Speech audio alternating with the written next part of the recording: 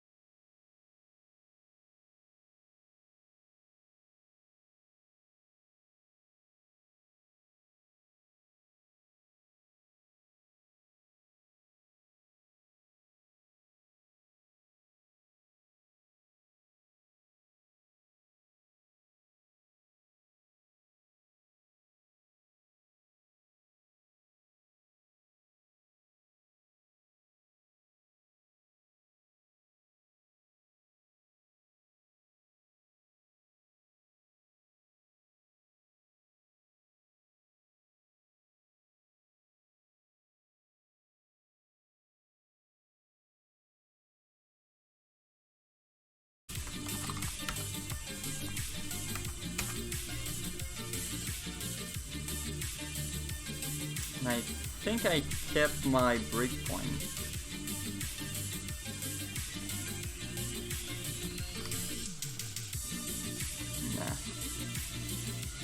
Nah. Okay, there we go. Competition result, finish second in the competition, check the reward. And it selected the Dave's League, magically, so it's working.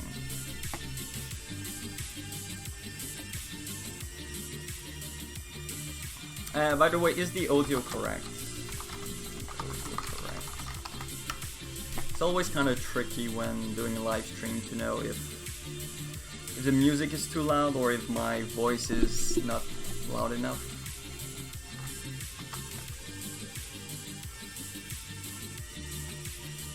Anyway. Good, good.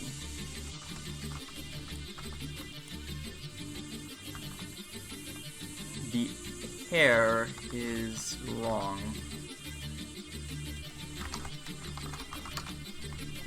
Give me 1 sec.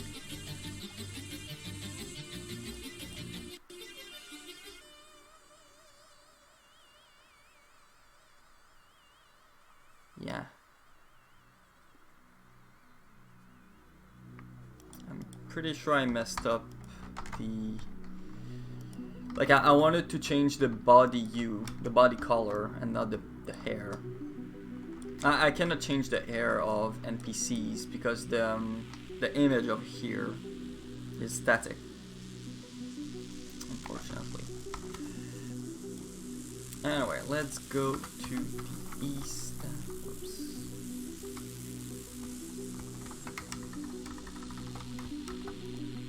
Okay, dialogue is good. Good.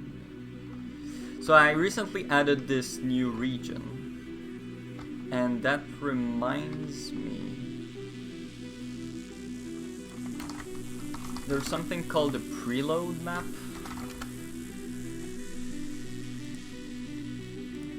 No, I think it's automatic. Because in order for the smooth transition to work properly, I need to like preload the map. Anyway, what? That's kind of neat. So the first thing I want to do in the live stream is making sure that all my side quests, the new side quests, are working properly. So in this one, lava plus red snake equal lord book. There's supposed to be a snake. Oh, I killed it. Whoops. Okay, there you go. There's a snake. And in theory, it's supposed to run away from the player. I guess it's kind of working.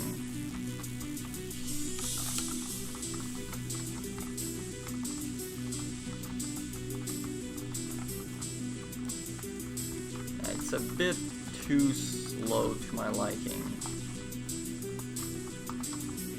And it's pretty easy to get... Well, actually, you're not really stuck, because I think you can move from the other side, then quickly. Yeah.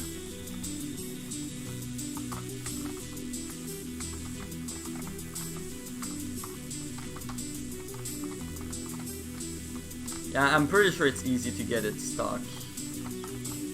Like, if you put it there, it's stuck forever.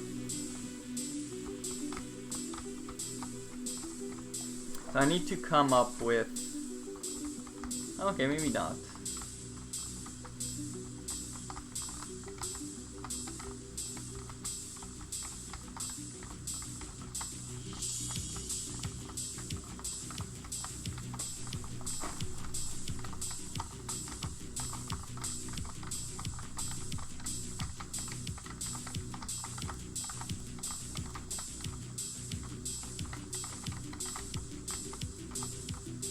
Come on.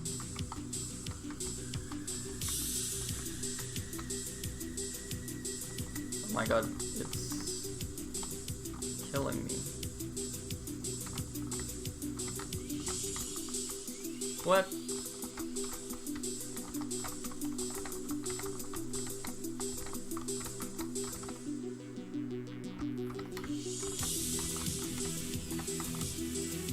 What the fuck? So I did all of that and it's not even working.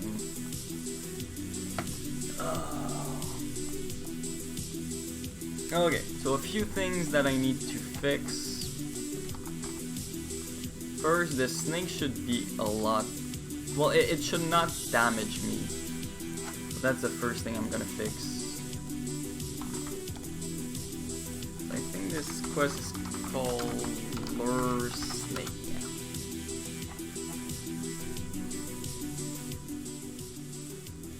So first thing first, snake should not damage me. And this is called the bounce damage mod 0. So that's the first bug. Second bug is, should it be faster?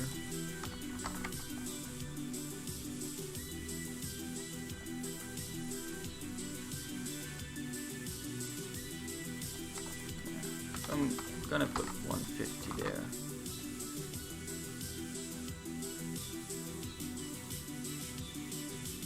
And one thing I'm gonna do is that if the distance is really too small, the angle is random. And this is needed in order to prevent like the bug where it just gets stuck and there's nothing you can do.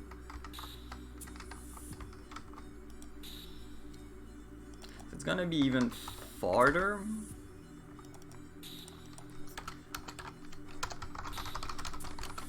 So if the distance is less, and that's always tricky.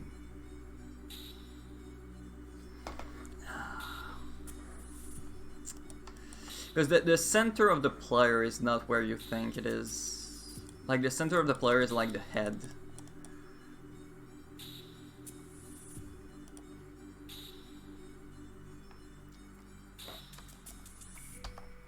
I think I should make another...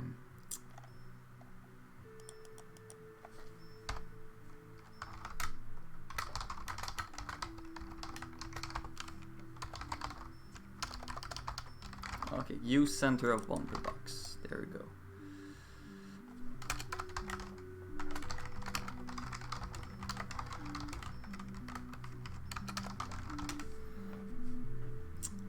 Because it's very, well, I can do it right here. Like, add dummy point. So this little dot here, right in the middle, you cannot really see it. But that's the middle of the sprite. But I cannot really use that for collision.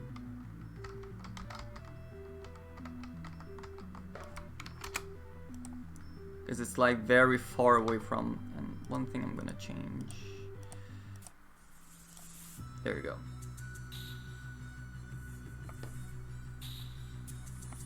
Anyway.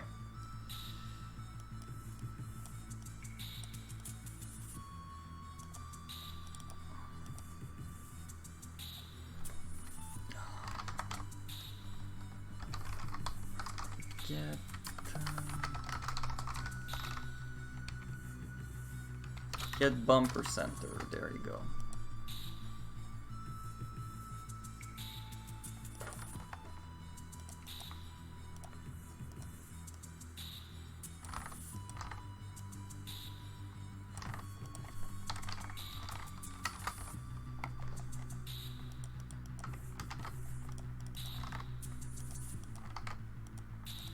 Okay, so I get the distance. If the distance is less than 32, then the angle will be just a random angle.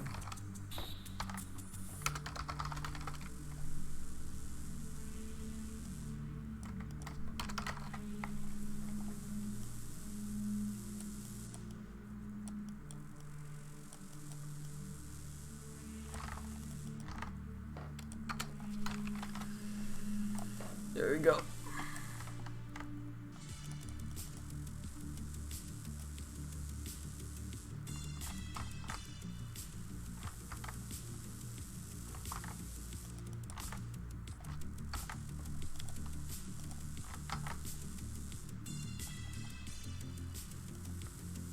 So in theory with that, the snake should never get stuck.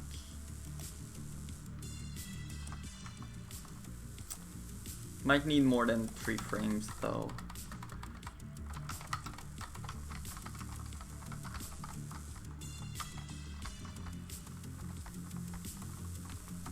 Let's try to get it stuck.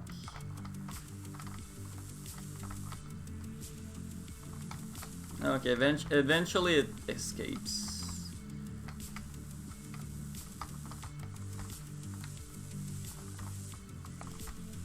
Actually feeling pretty cool.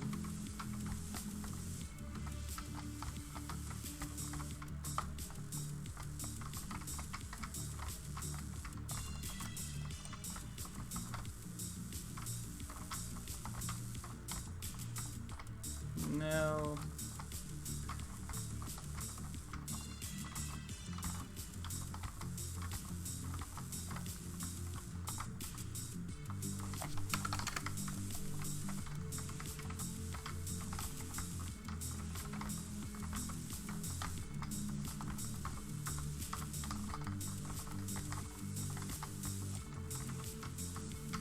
Okay.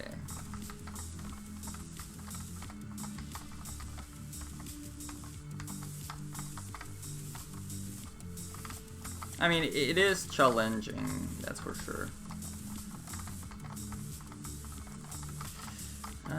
Okay. Now, next part is this does not work. That kind of makes me sad. So, on loop for each NPC. Okay, what is B2?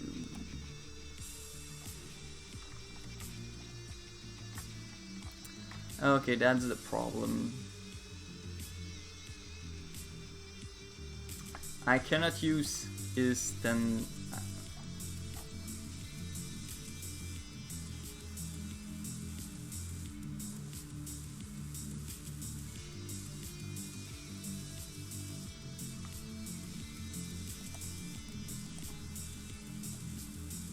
Oh.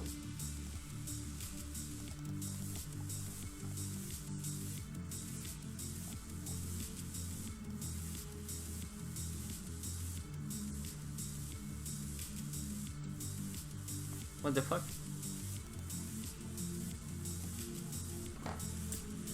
Why did I do that? If the book is not visible, I return.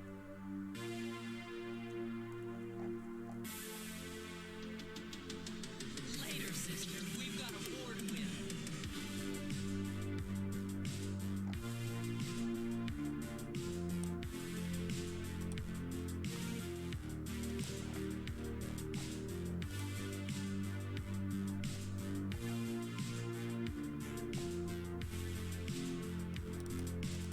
It's the opposite. If the book is visible.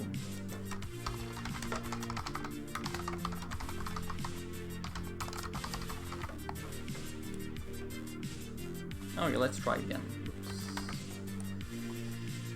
So what is supposed to happen is that when you're on the lava patch, you should get damaged. There you go. Don't seem to be taking damage.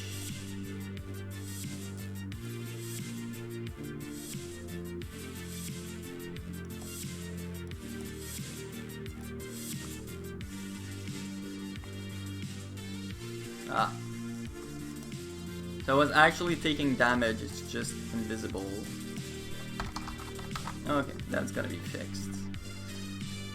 Next up is the snake, so I'm gonna kind of cheat. Because it's gonna take like forever bringing that snake all the way there. So I'm gonna put it here by magic. So I only need to, it's gonna be like real quick to bring the snake.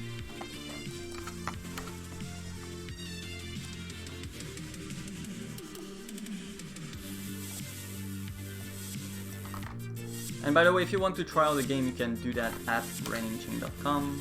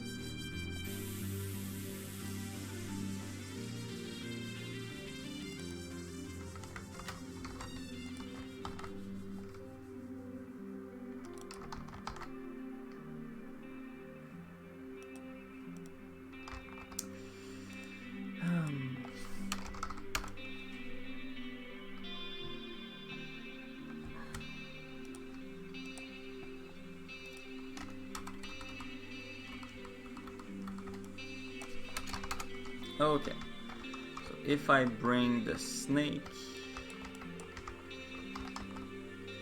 okay, there we go. I get damaged.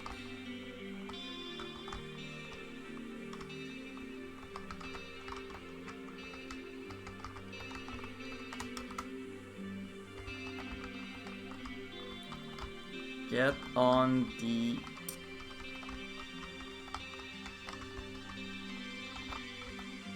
okay, it's not working.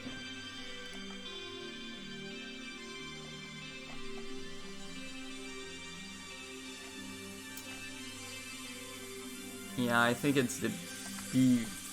I should not be doing this.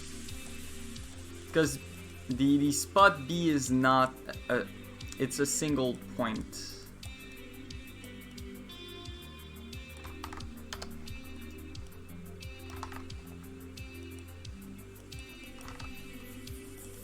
Okay. Now 50 line. I'm gonna be generous.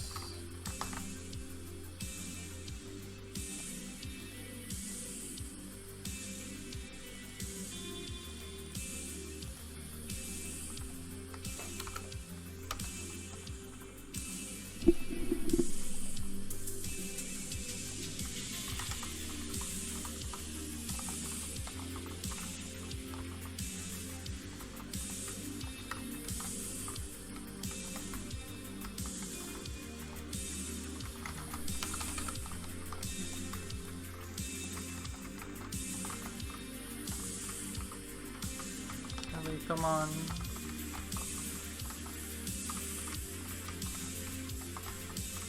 Are you?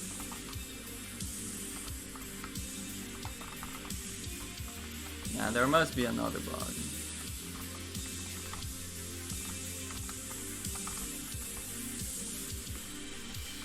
Yeah, people just... I'm not sure if it's too hard. Seems a bit too hard. I'm gonna put only, like, I added a random parameter, but it's maybe a bit too much.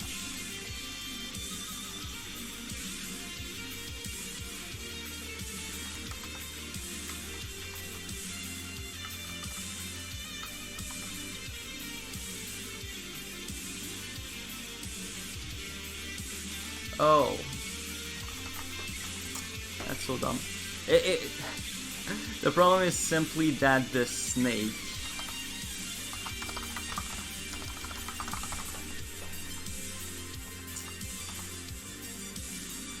I forgot to add the snake tag over there. Hey viable clan member, welcome to the stream. And DOM, well, it's written in HTML. Yes. And HTML uses the DOM.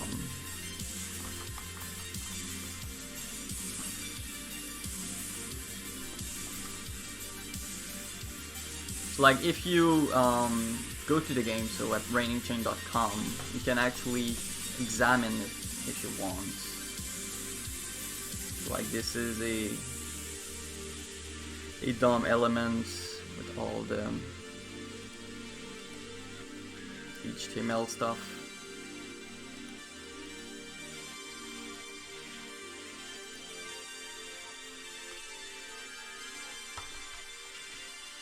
There's a world map.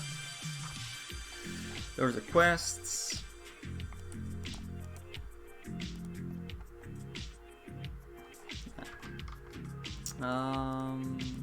Dungeons. Yeah, that's kind of bad.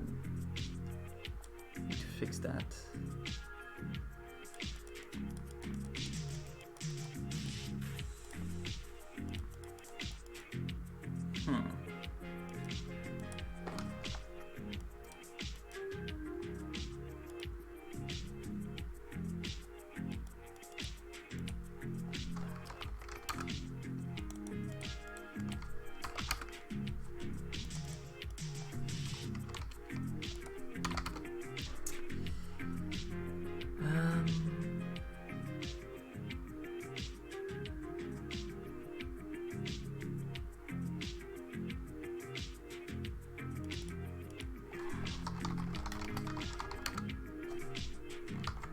Yeah, I probably just need a bit of padding.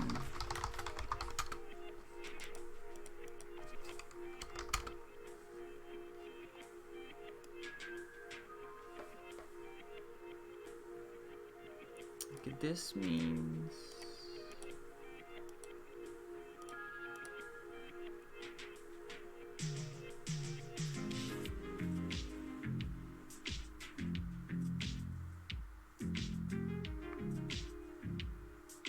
Yeah, I'm kind of confused.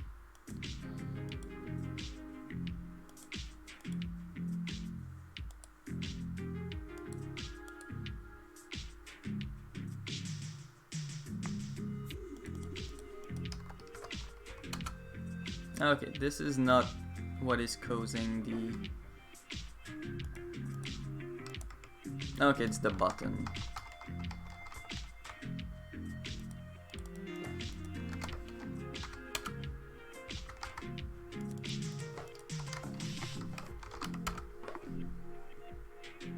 Kind of weird, but not gonna bother too much.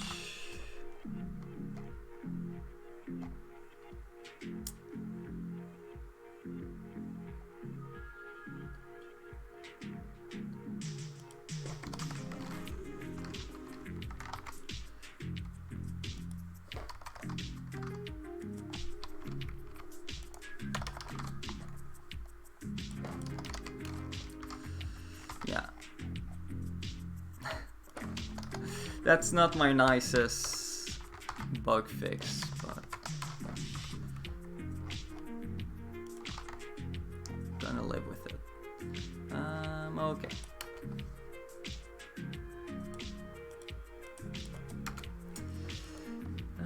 Hey, Roy, welcome to the stream.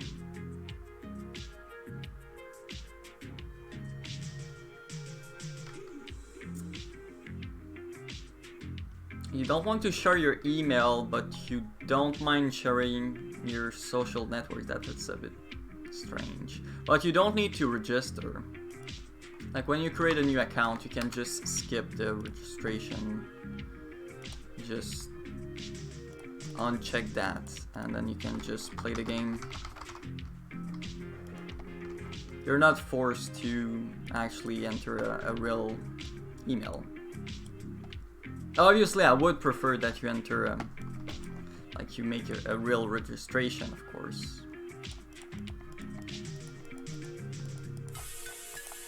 I don't have metrics for it, but people that do a full registration are like 10 times more likely to play the game again.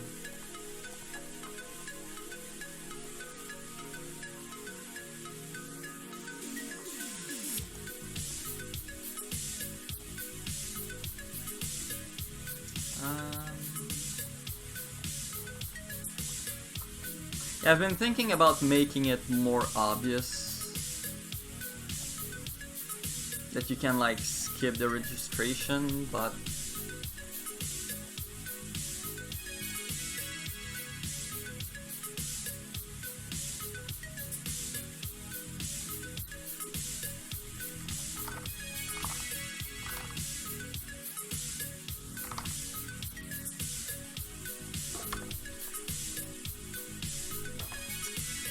But I don't know if I want to make it easier for people to make like fake accounts and stuff.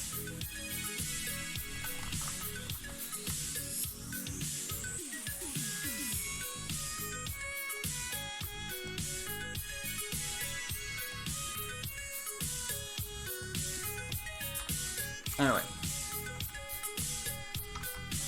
so let's see if it's working now. What? There we go, the snake died.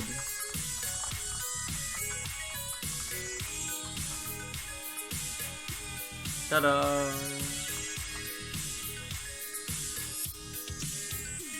But I'm kind of curious to see.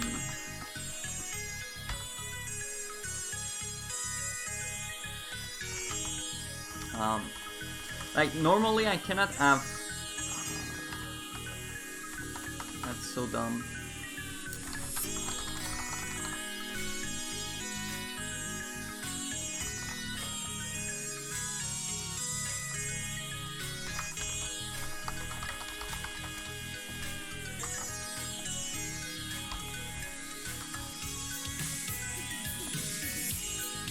Okay.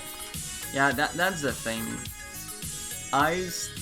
Because I haven't completed like the mini quest, I can still see the signpost. So I can, like, this character can go over here. And then it's kind of weird for me.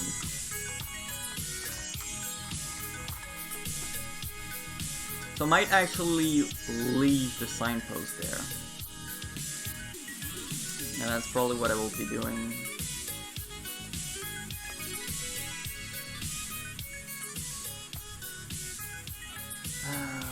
Yeah. But I'm probably gonna change the message.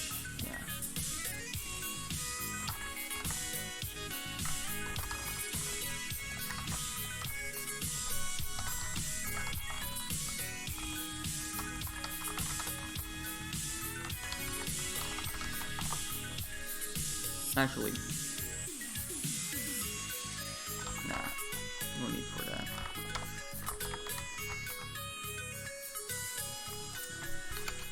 So, if you can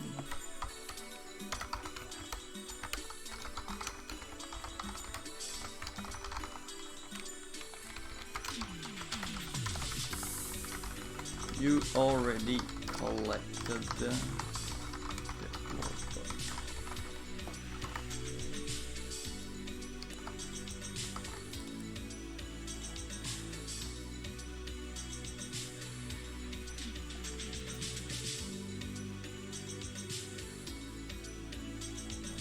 hold on, what did I change? This part. So the signpost would always be visible.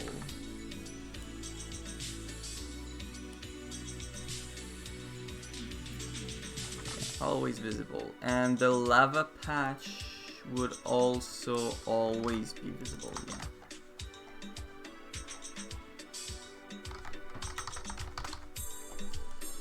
So I can remove this part.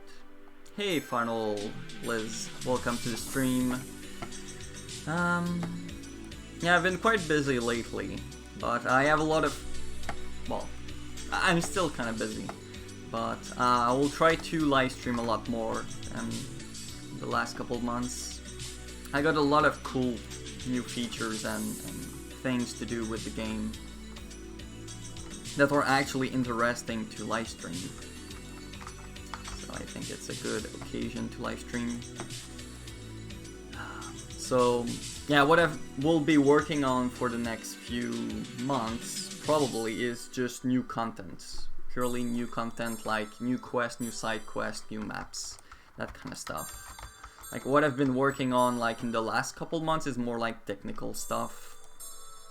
So like the ranking system, that's something I added recently, a new dungeon, like the random dungeon generator has been greatly improved. Even though it's like a cool feature for players, like coding it is not the most entertaining thing to watch.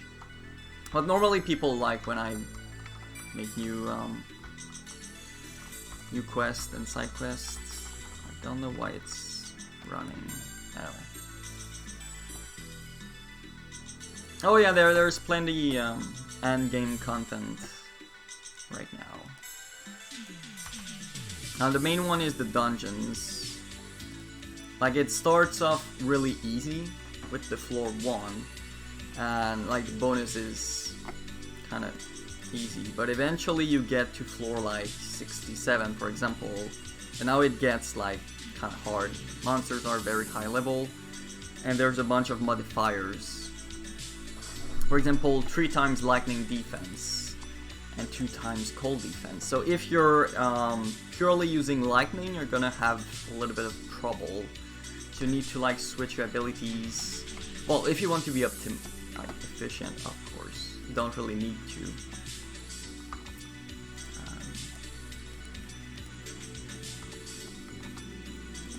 So dungeons are a big part of the end game, I would say. That and getting pets. So pets is also like for high level people. Well, this is more like grinding though. Like getting a pet. You can get a pet that follows you around, and you can improve its level, and eventually you can like breed pets between them to get even more powerful pets. And one of the player on the server has like a insane pet. Large scale boss fights, like this game is not really meant for that kind of fights. So it's an MMO, but it's like a small size MMO, kind of. I mean, there are plenty quests that you can do like with 8 players, for example. Like one of them is boss battle over here.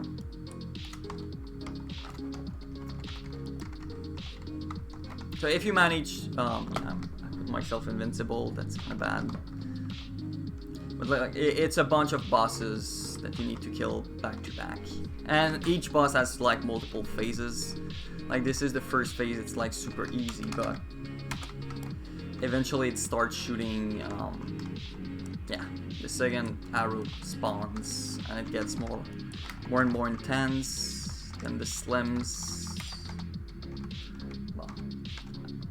Kind of skipping through the battle. Oops. Hey, you're supposed to die. And snakes. Yeah. There are like 20 boss in the game, I think, right now. And in the dungeon there are also bosses, so like they are not unique, but I got like 5 bosses now, something like that. Some of them are kind of cool.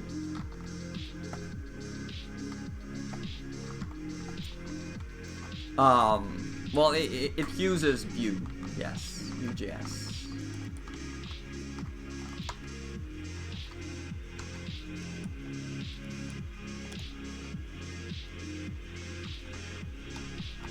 And if you guys want to try out the game, you can do that at RainingChain.com/game. So yeah, there's no download. You just go on the website and you can play. And you can also skip the registration. You don't need to enter your email and that kind of stuff. You can just play directly. And another big part of the end game is the crafting system, which is kind of pretty cool. Like you have like your item, you can unlock stat bonus, for example over here, and I unlock the days. I can re-roll them and get attack speed, for example. I won't really go into the detail, but there's quite a lot of stuff. You have like modifiers, and you can also ascend, equip with gold shards. And there's a bunch of unique equips. Yeah, I'm gonna go here. A bunch of unique equips. So for example, the astral armors have that bunch of stats to it. And they cost gold shard. Gold shard is like the ultimate material in the game. So it's pretty rare. And like the uniques are, I would say, pretty nicely done. Each of them has like a unique effect, so cannot be electrolyzed or chilled. That's kind of bad. Activating Furry reduce your secondary cooldown by 10 seconds. So this can be really handy. Arden, using ability increase your defense.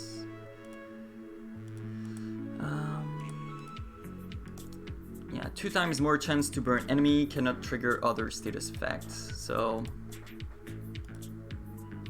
50% of the initial healing is applied as damage to nearby monsters. Yeah. And each of them are like kind of meant for a certain build. So this is the skill grid. So for example, right now I'm a lightning mage because I'm using chain reaction and lightning nova.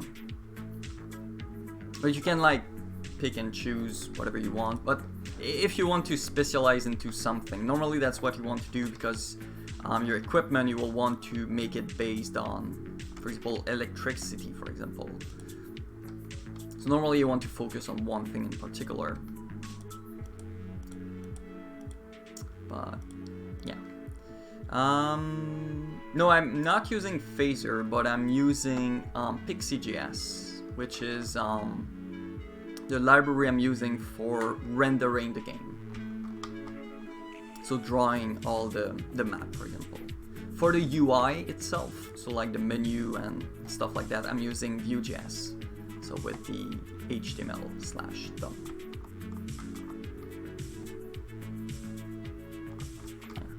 You can actually check in the description of the stream. There's a bunch of facts about how the game is made, with all the library, software, and stuff like that. Now give me 1 sec. I'll be right back.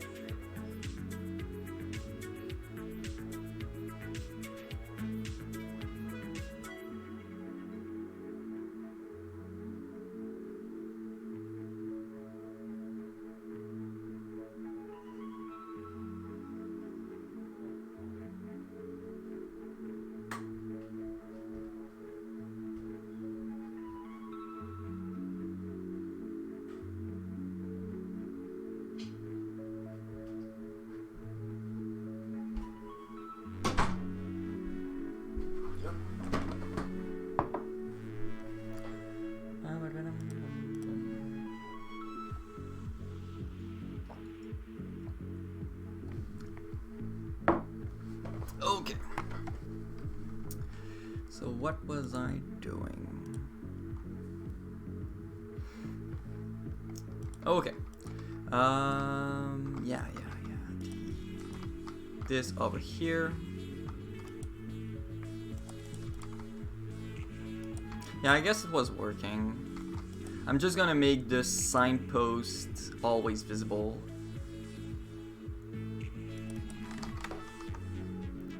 And this no longer needs to be outside.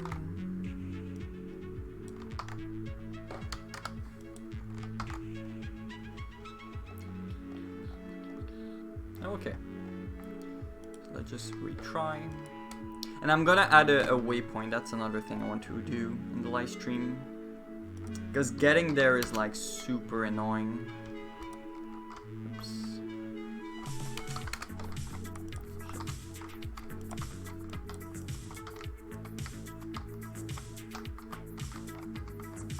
There we go.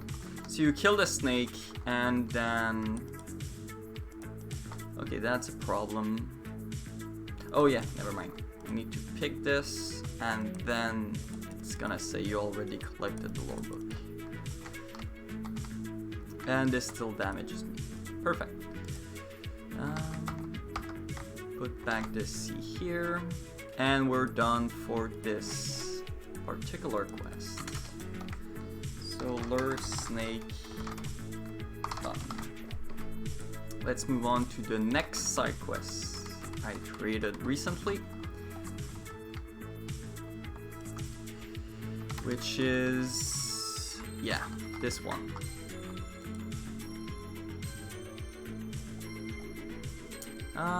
What do you do for your day job? I'm working in a software company, and that software company is, well, in short, I code algorithms for public transport, so to optimize public transport. So there's a bunch of bus trips that needs to be done, and I find the, let's say, the paths that minimize the number of buses required. It's pretty cool. Do you send a sense then to for movement, I do send a timestamp, yes. But I don't really think I use it that much for compensating things. Well, I can check real quick. I guess input send test.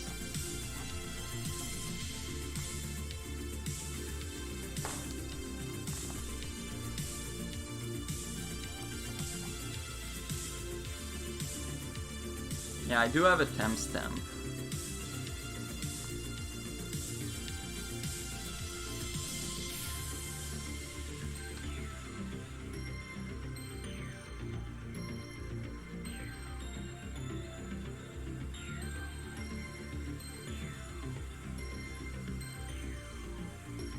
Yeah, I'm trying to find cheaters.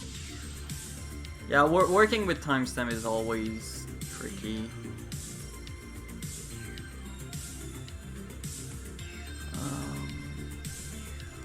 But yeah, I guess I'm doing something with the timestamp.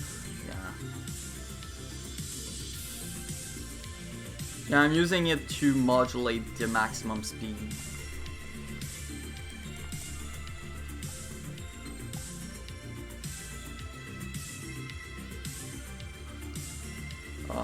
It's gonna be date now. Don't think I'm using performance now anywhere in the code.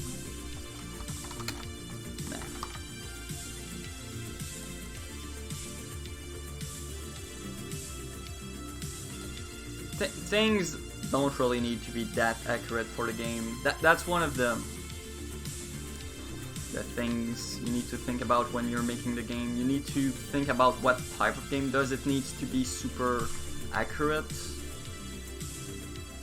or do you want it to be smooth and relax. Like in RainingChain, it's pretty not accurate. But hitboxes are not accurate either. Like you shoot lightnings. The area, the hitbox is like really big, and the monster don't move that fast. So even if I'm off, you're not gonna see it. And I always advantage the player. So like the hitbox of the monster is a lot larger than it looks, and the hitbox of the bullets of the player are also larger. and in the opposite, like the bullets of the monster are smaller and the hitbox of the player is smaller.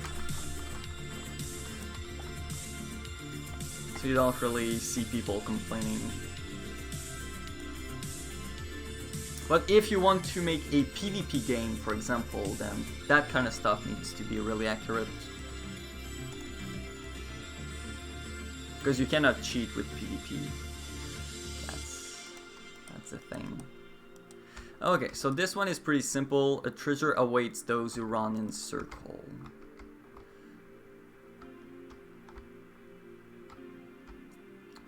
So yeah. It's like a bunch of tiny puzzles.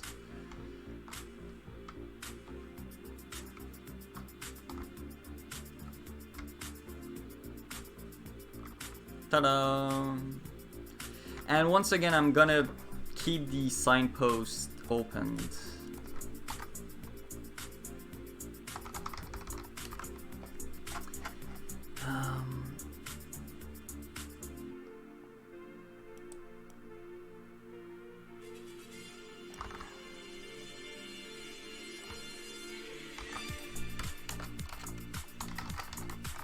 What the fuck? Because otherwise there's a bug, not a bug, but people can, like, you can walk over where the signpost is and another player will see you on top of the signpost, and it will be like, and the player will be, what the fuck. Okay, so if you can see that, else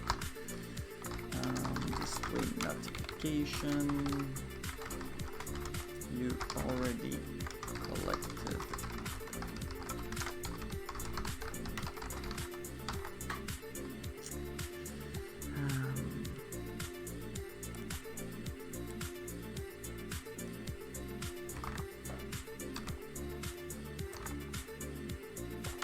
Yeah, I might, like, I'm gonna do that like very often.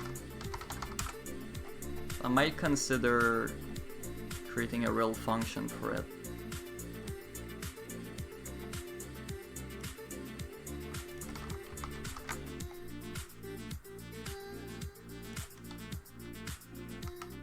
Okay, so this one is also done, so loop lake. Okay, this one is by far the trickiest. So you need to reach that lore book entry.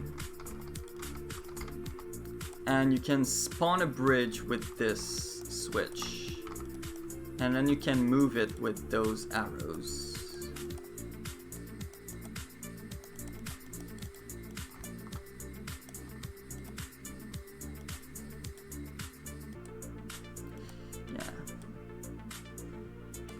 And then you think you can create a bridge, but it all resets because of the count limit. So what the player actually needs to do is do a bridge, but from the other side. Cannot really see.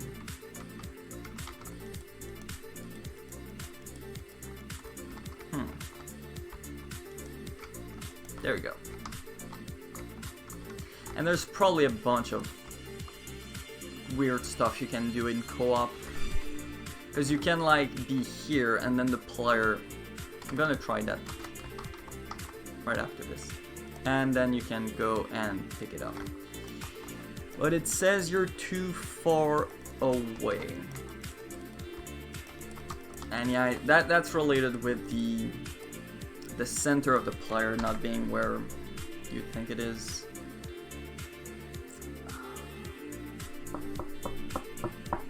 Where is it? Lake Bridge.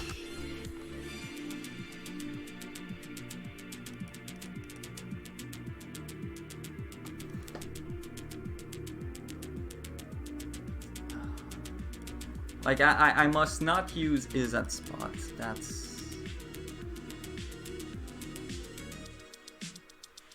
like only the center of the player is considered. That's terrible.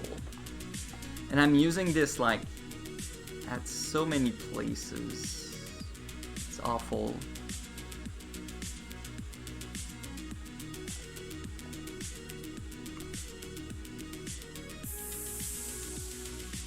Like, it's good when you have like a big range. Because this is the center of the player, the blue dots there. Oh my god, so many people. Oh my god.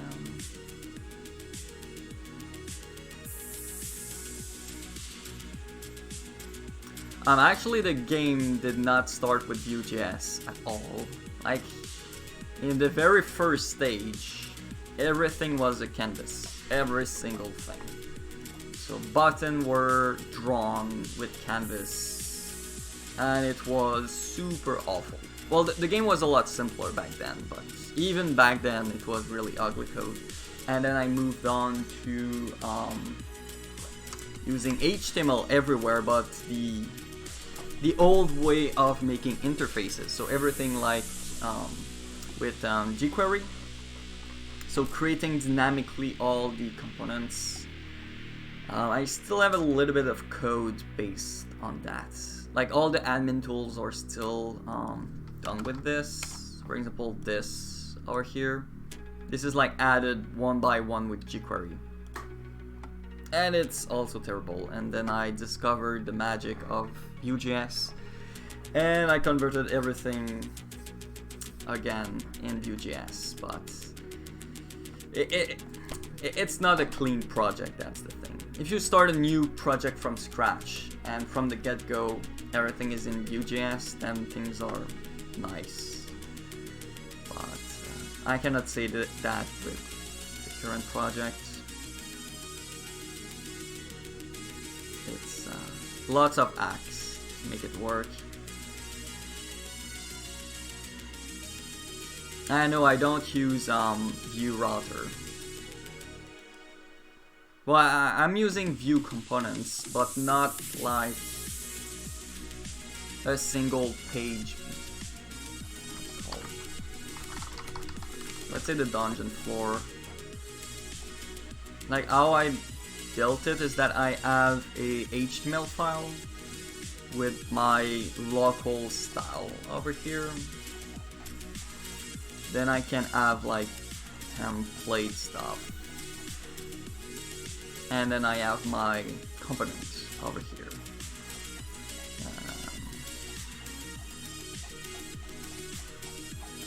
Where is it? Yeah, that's a big class over here.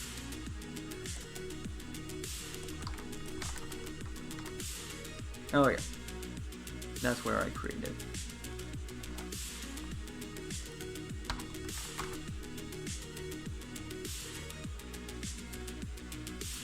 I don't write in the database very often, to be honest. Like when I load the, I think I save every 5 minutes, something like that. And other than that, when the new equipment is acquired, that's probably when I save the most often. So by killing monster, you can get equipment, and all the equipment are randomly generated. So I need to save them in the database. So rainfall 6.25 damage.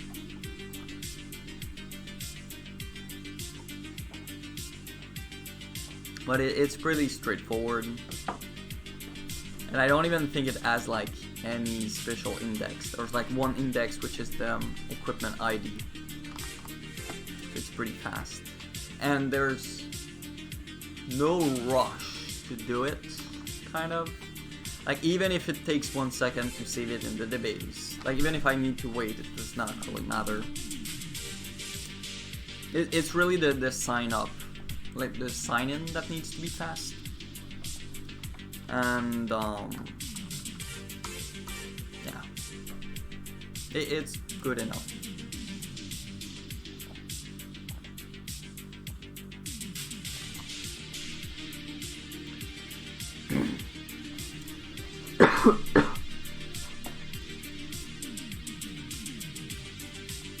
Vue.js has like no real impact on the performance. Like for example, right now Vue.js does nothing.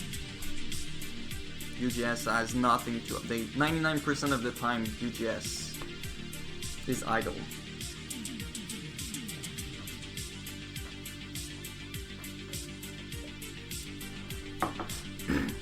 Like, what is expensive is drawing the map, drawing the NPCs, that kind of stuff, and that's not what Vue.js does. Vue.js is only the UI.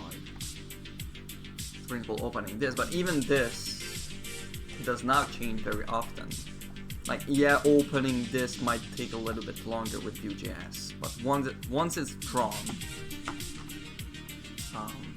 it's drawn.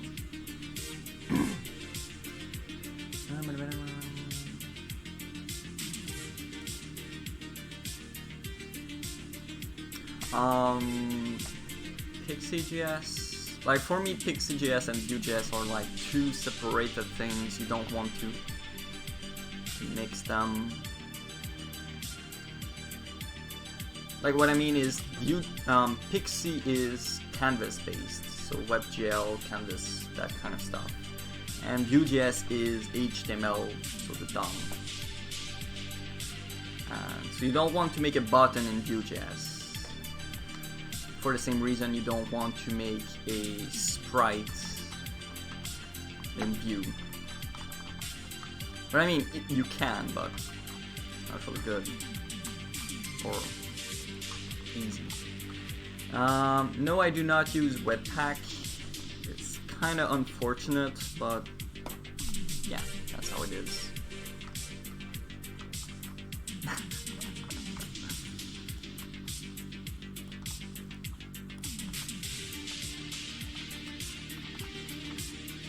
What the fuck? I think I put the wrong teleporter. Need to check this out.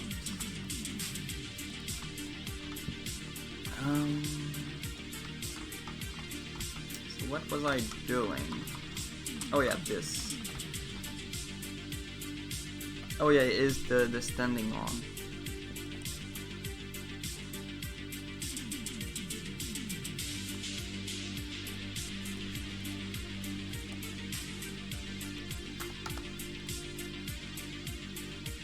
No, Pixie is really just the map.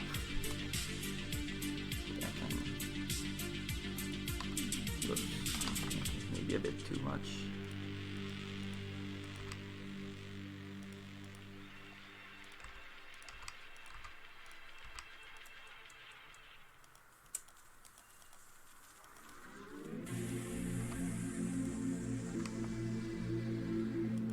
So this is Pixie. Everything else is Vue.js. Oh yeah. I was gonna type something in the chat, but there's no more chat. So one thing I wanted to change was the is at spot overlay bridge. And that's an issue that happens like way too often. Okay, is standing on. That's what I need to do.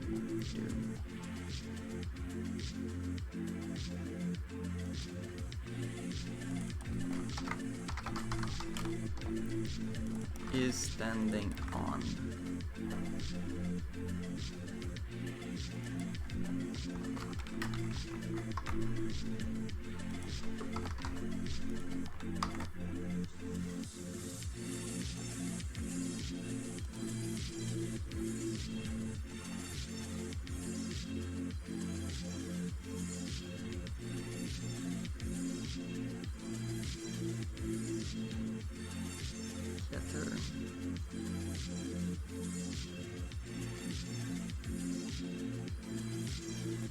Yeah.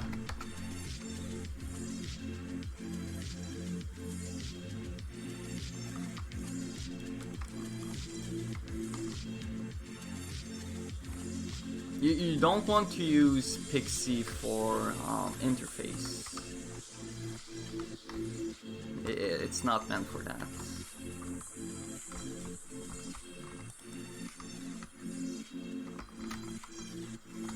And by that, what I mean is, let's say I put my mouse over here.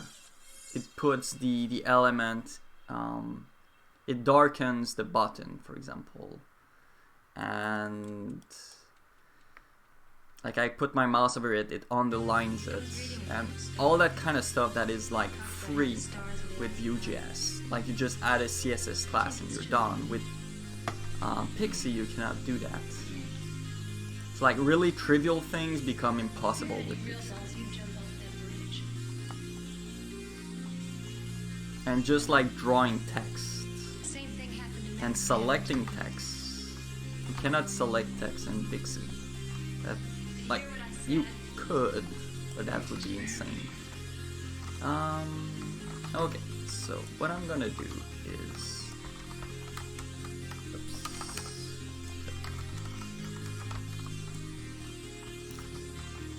try this again. Boom, boom. There we go. It worked. Now I'm gonna retry, but by cheating.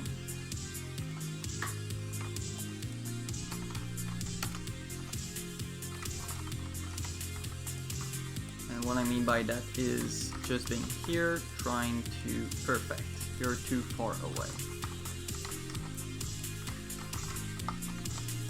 And now it works.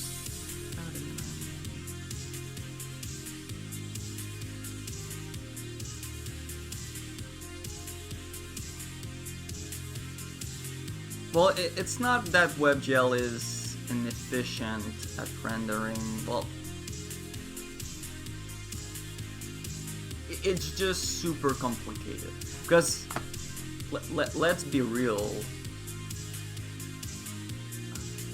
Like, at the very end of the day, like what you see on the stream, even the DOM, the HTML itself needs to be rendered by the browser into your computer. And what the browser does is using hardware accelerated graphics, which behind the scene use WebGL or equivalent of WebGL to render the DOM, so to render the HTML. So in theory, what Chrome is doing to display text and that kind of stuff could in theory be done with WebGL. But the thing is, the team at Google that makes Chrome spent like thousands and thousands of hours to optimize it. So it's super performant, and yeah.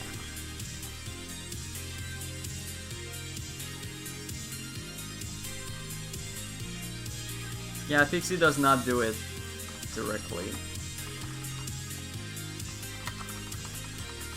But it's pretty easy to do.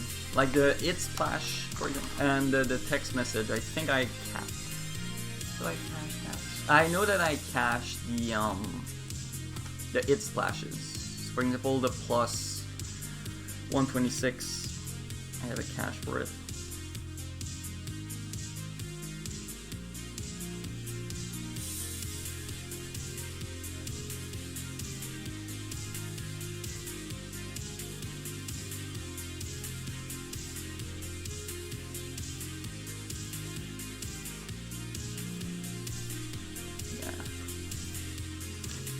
To be honest, I don't really know how browsers do things.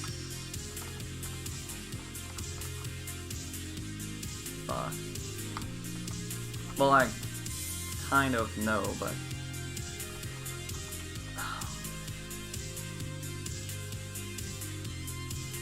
how to explain? It's like pretty much everything in computer science. Like, to be a little bit more performant, like to be, let's say, 2 times more performant, the code needs to be 100 times more complex. It's always like that. Making things easy most of the time is not fast. Anyway. Um,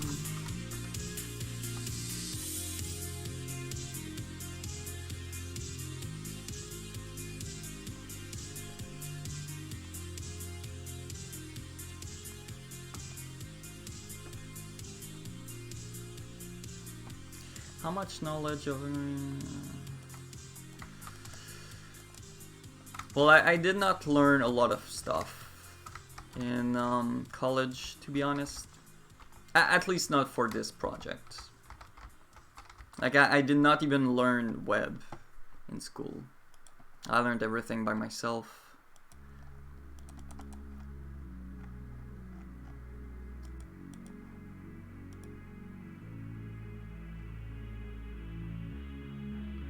But I mean, in my real job, I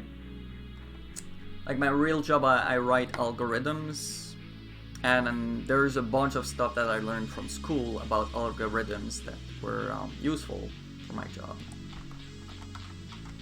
But everything web-based, I learned nothing.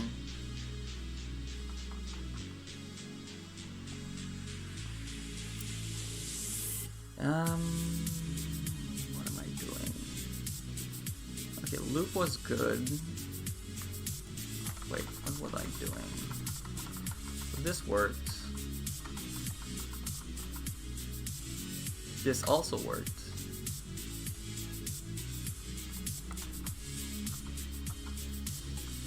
Yeah, and I still have the problem of the switches. I'm gonna leave them visible.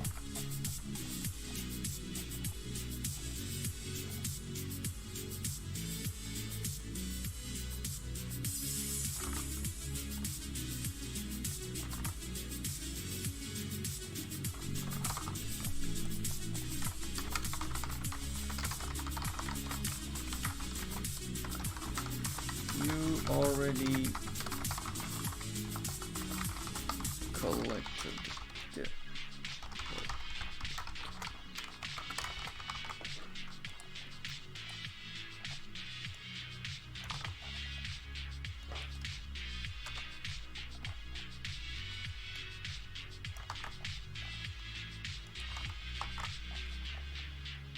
Okay, so let's move on to the next. Well, actually there was a bug.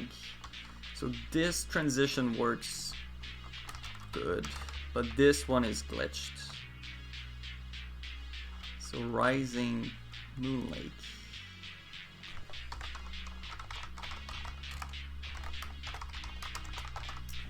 Moonlight. Okay, so T4.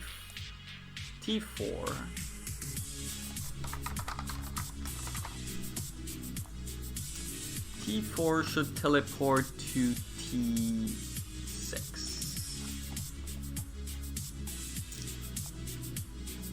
T4 should teleport to T. Wait, no.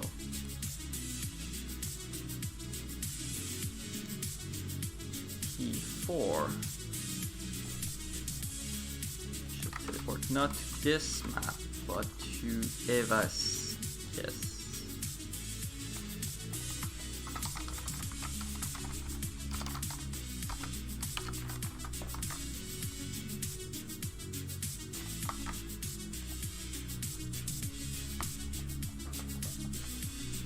No, I'm not using a physics engine.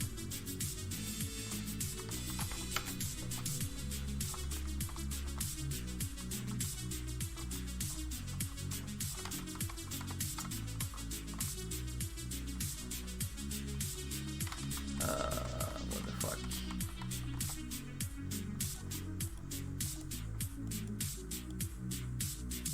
I do have, like, the particle effects you see here.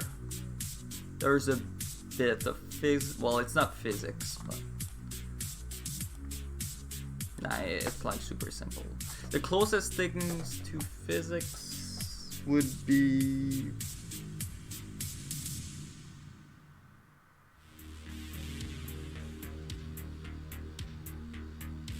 nah, not in this project. I got a lot. I got other projects where I had a bit of physics, but not this one.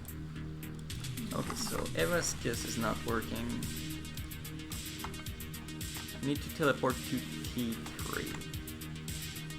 T3.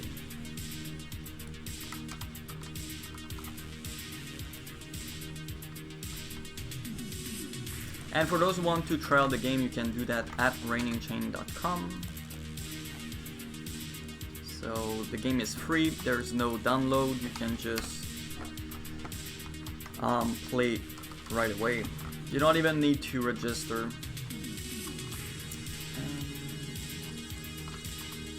So there we go.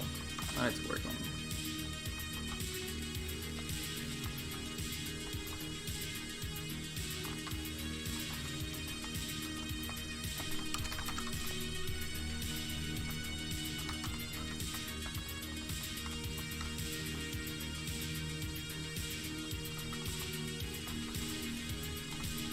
So in this map, the new side quest is this book over here.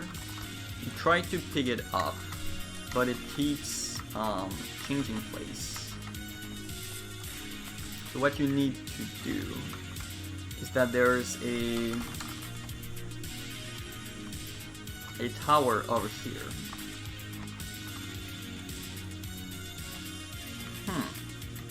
And it's not working.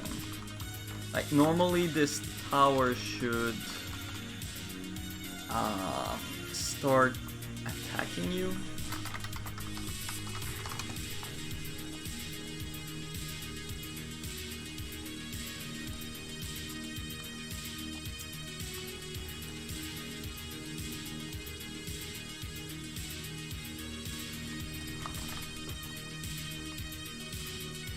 Okay, I never add, that's the problem.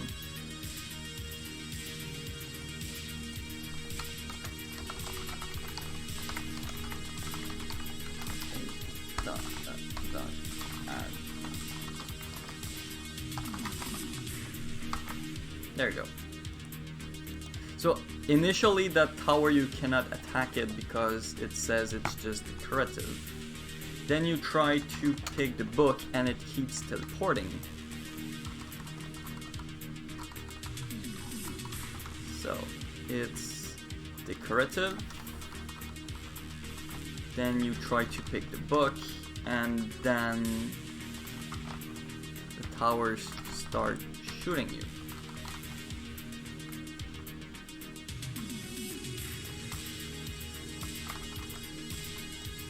Yeah, I haven't really balanced it yet. I'm getting wrecked. Give me 1 sec.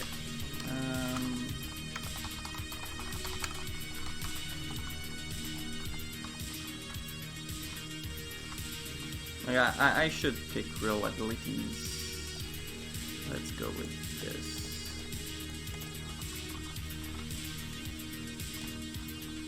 There we go.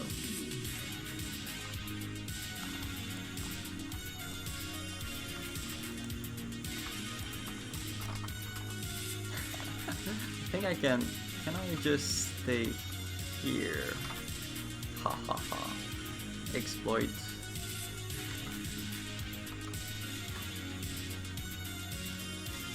There we go.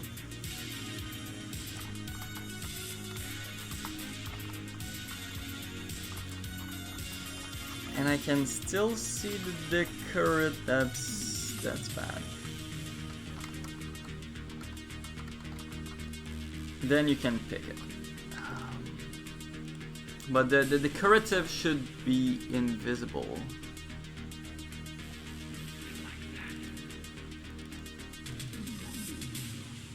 Okay, there you go. If you have destroyed the real tower, the decorative is false.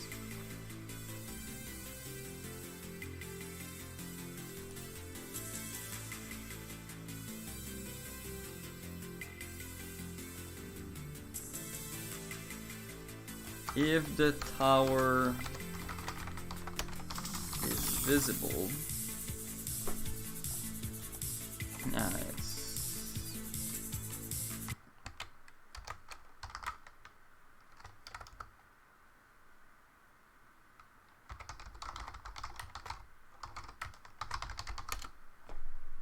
If the aggressive tower is visible, then the decorative one becomes false.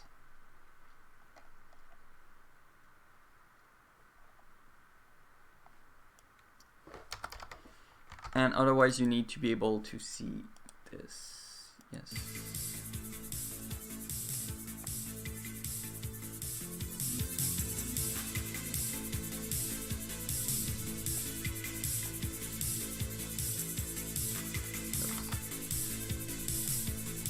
And for the boss, I'm gonna make it shoot less.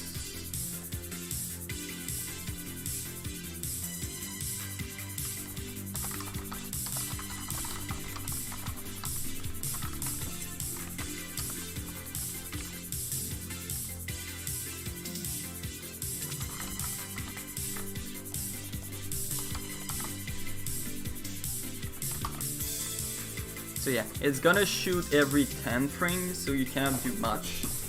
But every once in a while, it stops shooting for like 2 seconds.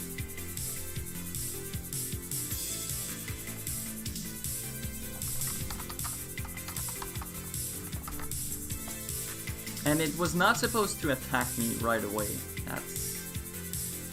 That's kind of bad. Like in theory, it was supposed to only attack after I attacked it.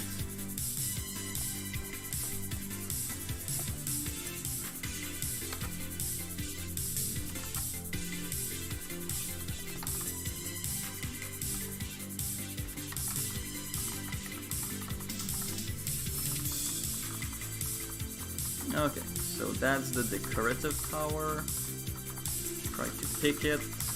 Then it becomes a suspicious tower.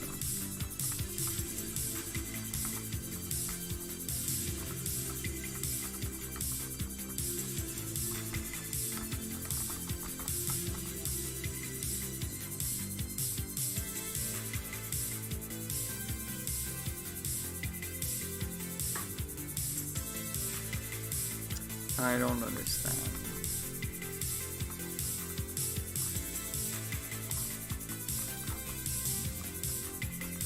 Yeah, what I think is happening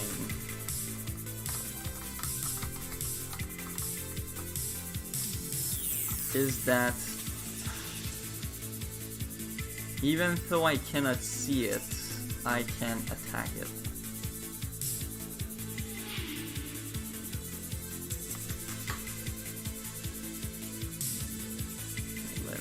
Can I change it?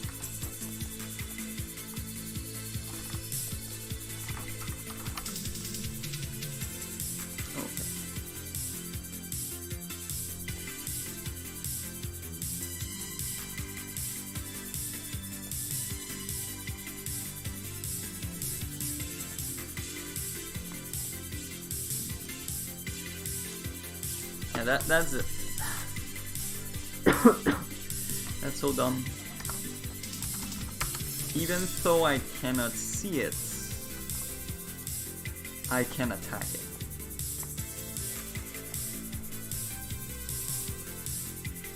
Oh.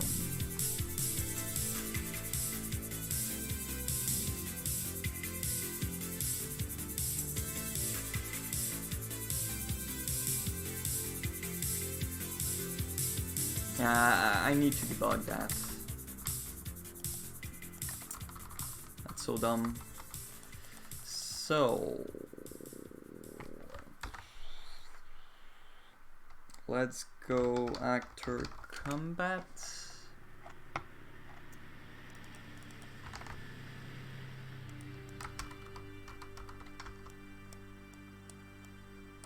Okay, there we go. So apparently I got here and I called on collision.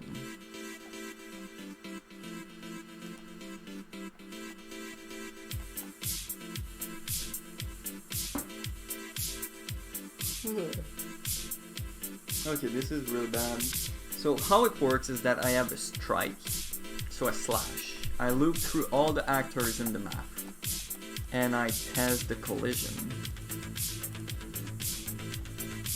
And if there's a collision, I collide. Now,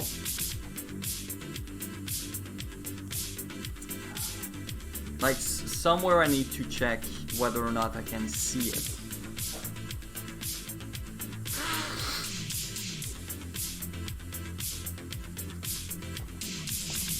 Like, if I cannot see it, then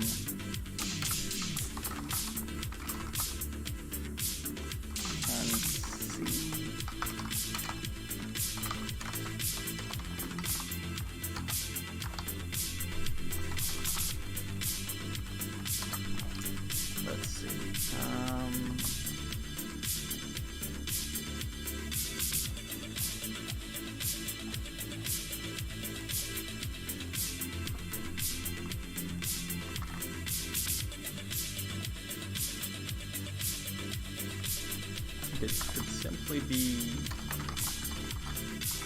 as.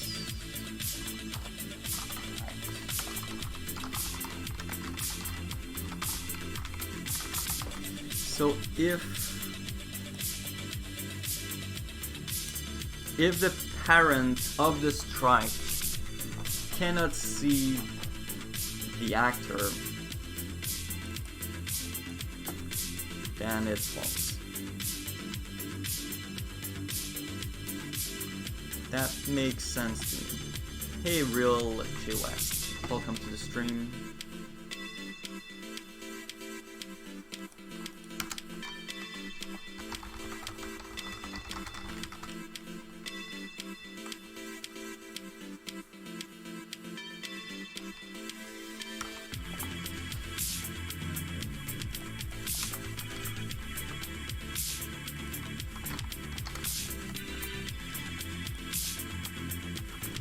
Now, what is really like impressive is that I've never seen that bug before.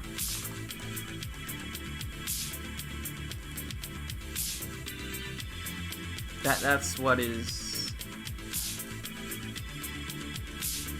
amazing. Okay, so now I can try to damage it, but it does not work. Now, can I still fight? Okay. Fighting still seems to be working.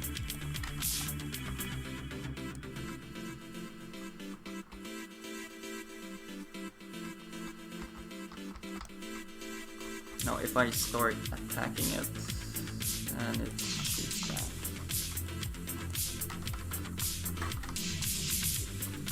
Then eventually you exploit. But it's not really meant to be hard. Oh, yeah, and then you can take out the Lord Book. Ta-da!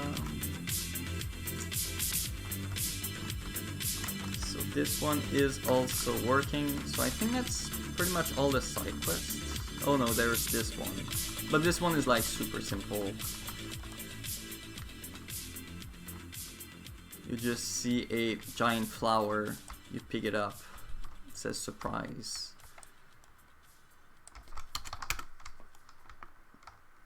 And kill them, and you get the lore book.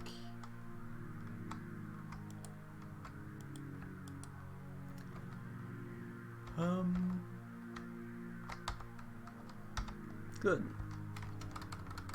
Now I need to add a waypoint.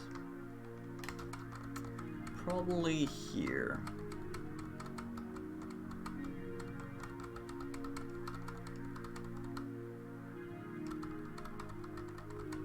This map.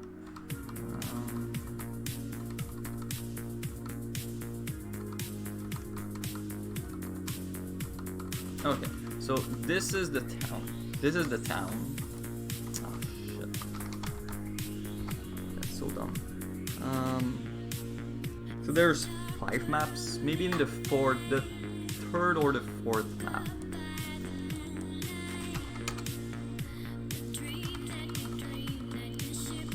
So not this one for sure. Not this one either. So either here.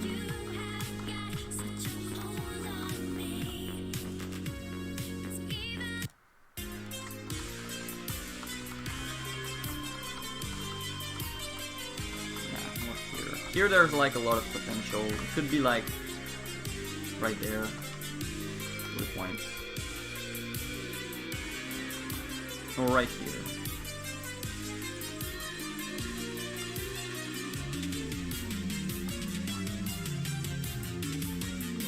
Or there.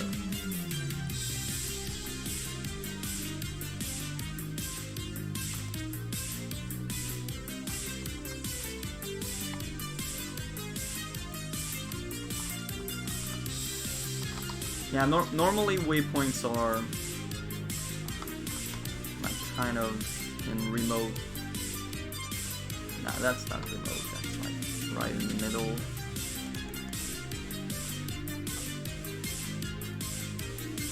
Okay, I'm gonna put it right in the middle. Wait, this is the... Shit.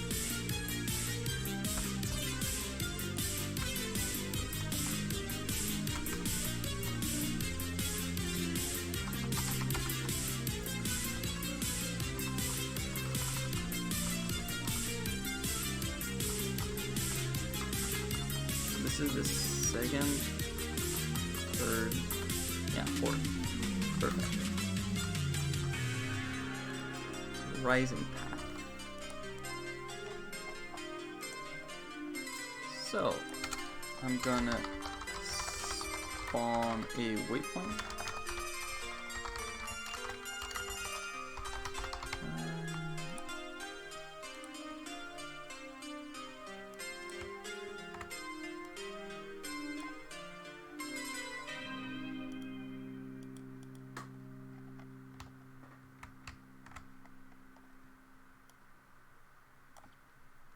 T7.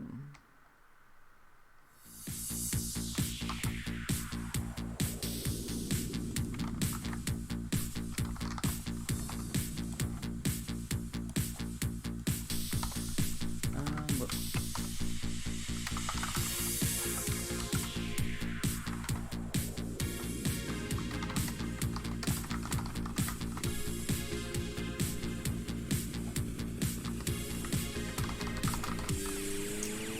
And on news, on it, report.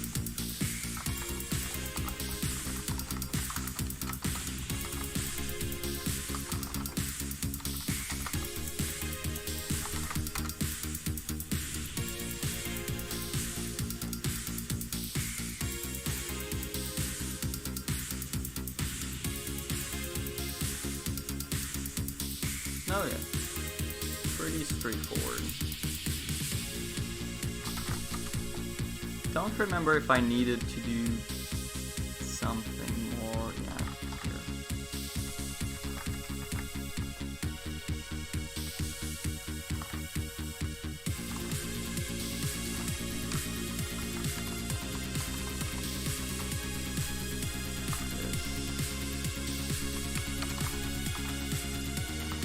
Now, I do all of that, but it's still kind of dumb because the world map does not include that area.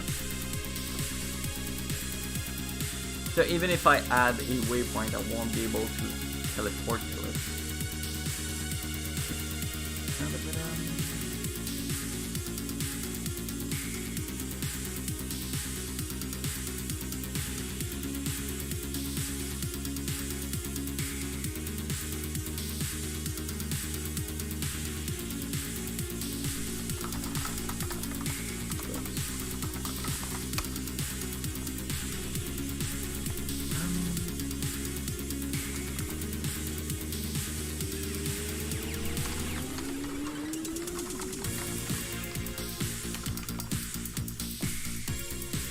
Oh yeah, one important thing I need to test.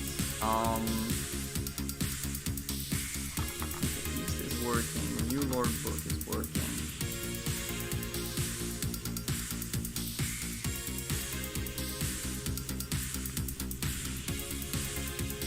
Now what happens if I check the lore books? Yeah, it's broken. Because now there's a third here, a third lore book.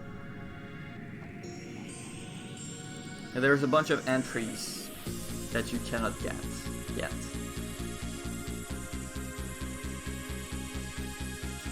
I'm gonna work on that later.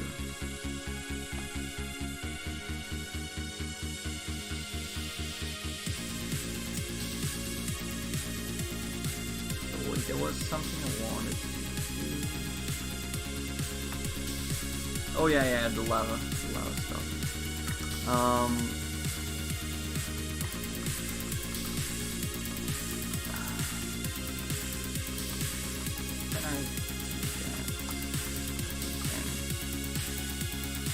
Okay, dungeon.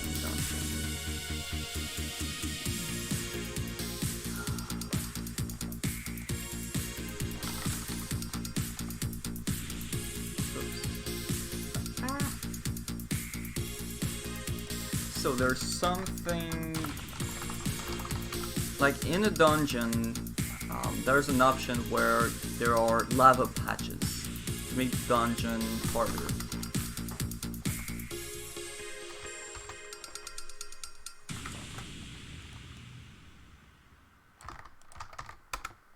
Okay, let's see.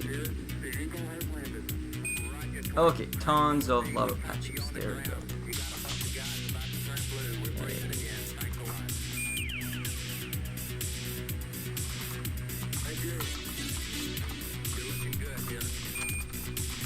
And now I need to. Yeah, it's kind of bad. I need to kill them, and by chance they drop an item on top of the lava patch. It's probably not gonna happen, so I have another variable.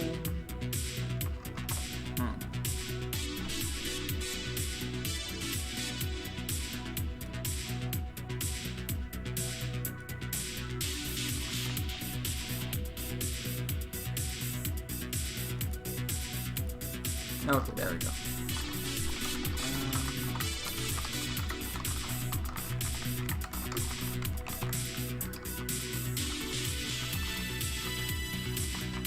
Okay, so with this, all monsters will always drop items.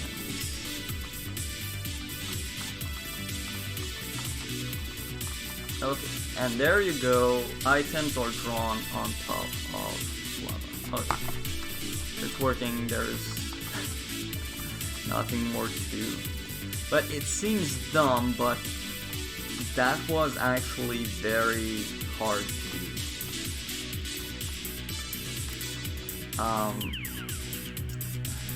In short, how it works is that there's layers. So I have the drop layer and I have the actor layer on top of it. And because of that, it was impossible for me to draw a drop on top of an actor. By the way, the lava patch over here is an actor. So what I ended up doing is having a actor layer, drop layer, and another actor layer. So two actor layers with the drops in between them. And with that, I can draw drops on top of lava. And it's working. There's nothing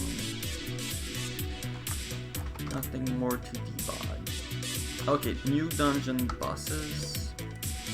So I've already tested the what's it called, dragon boss. Now I want to test the snake boss. So I think it's the dungeon generator.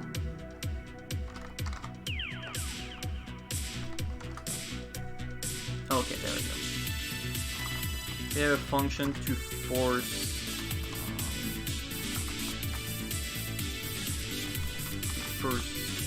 a certain boss. So I want to force the ice snake, which is a new boss I created recently.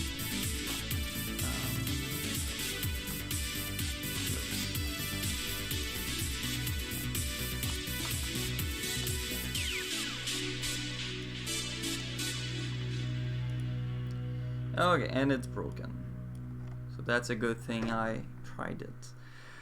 The current value of the behavior variable get minion spots is undefined.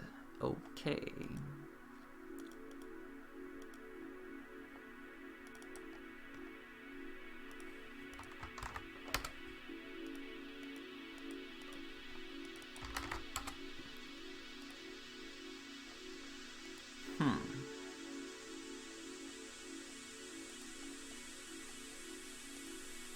I'm pretty sure it does not like this thing over here.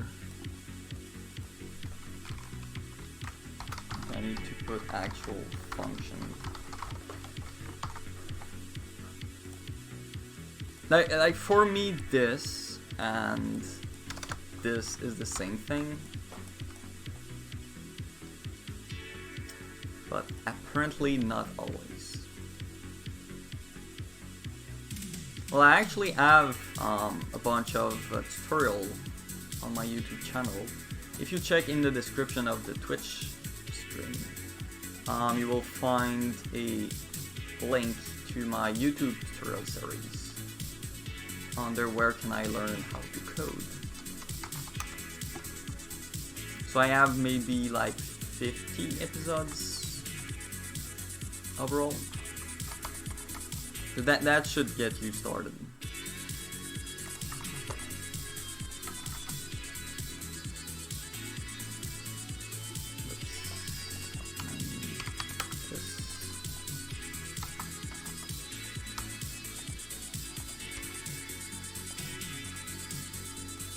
Oh, again, it's still broken.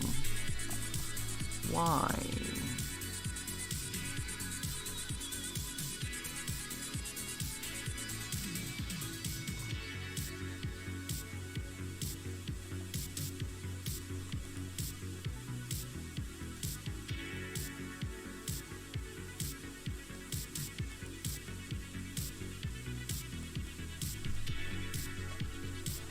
Okay, I need to add a breakpoint.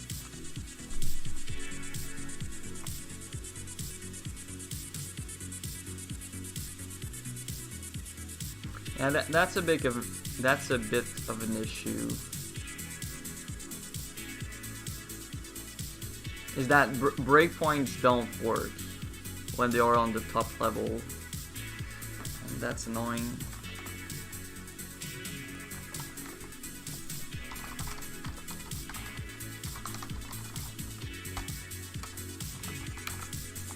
One way to fix that is to start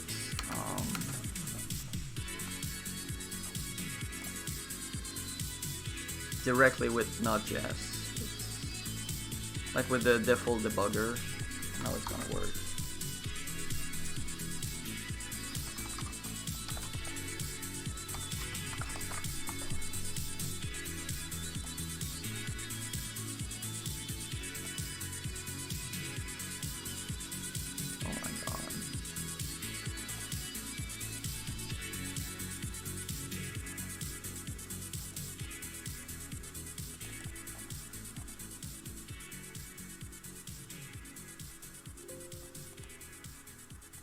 Wait a second. Okay, it's actually quest.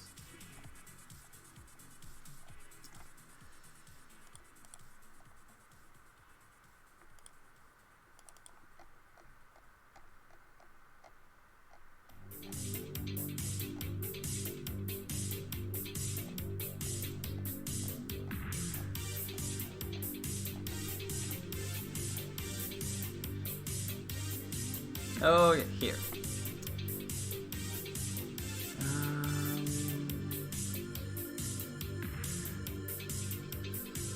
Can I just reset this?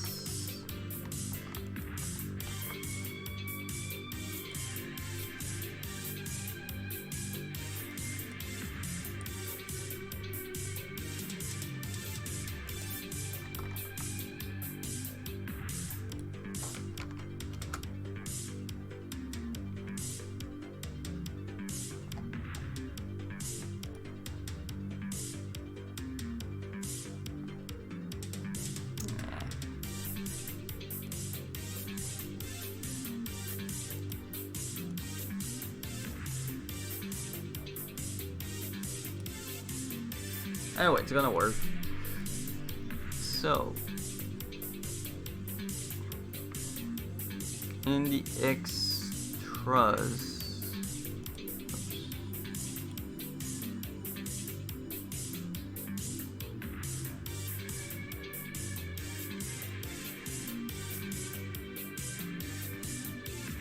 okay, so in the variable, I do have the get minion function, so it does exist.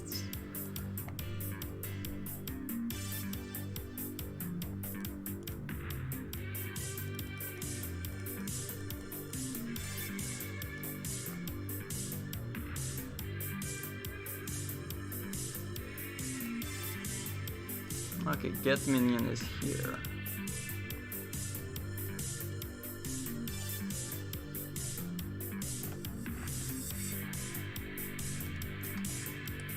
So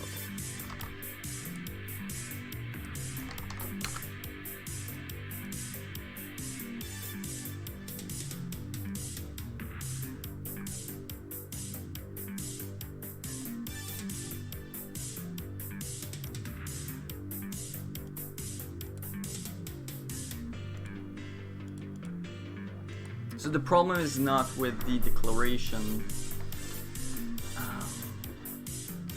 of the NPC, but when I spawn it for real.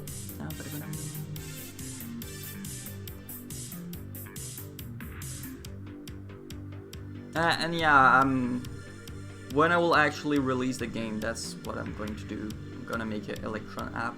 I've already tried it and it works pretty nicely. It's like super simple. It takes like 1 second to put on Electron. Okay, and here's the waypoint. Looks nice.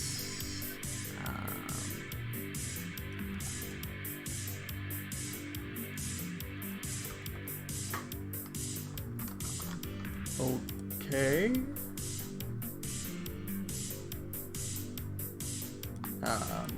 That's not normal. I have something called the explored maps. Yeah.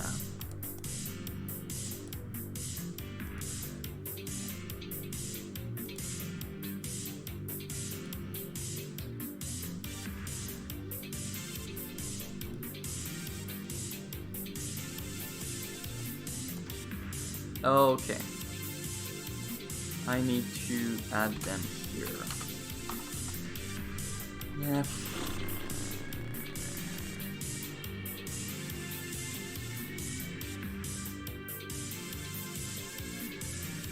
Yeah, it's probably because of the database. Like in theory, how it should be done is when you create the map, there's a flag on the map that says, "Hey, I'm a overworld map." But for the database, because I'm saving it in the database, the order needs to be constant. And like quests, I can remove them, add them, that kind of stuff. So anyway.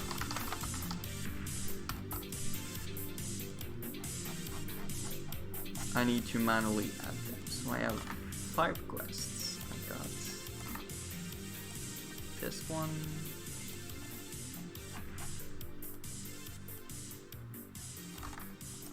Okay, those. So 1, 2, 3, 4, 5.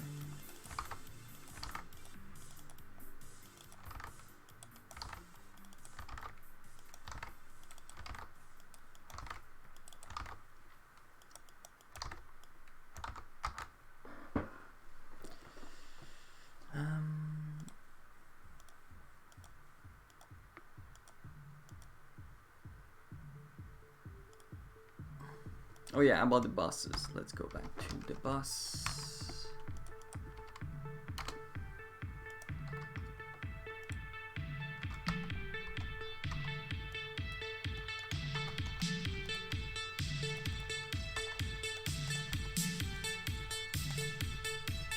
Okay.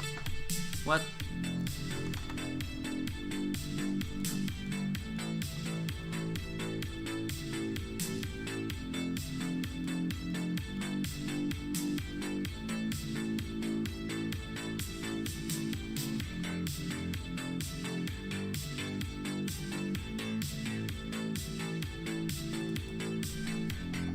Okay, so dumb. Over here, I'm not even spawning the right monster. That's why. It's the ice boss. There you go.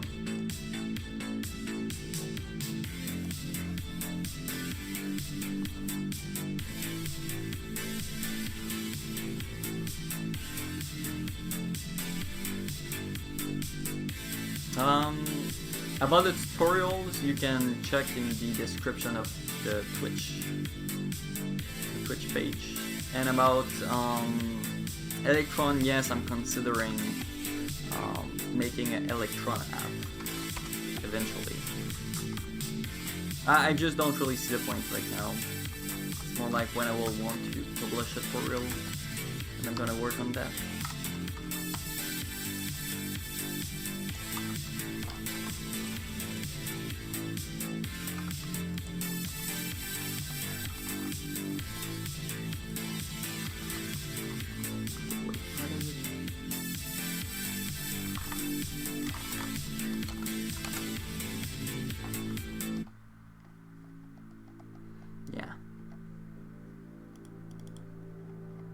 I'm missing a bunch of maps.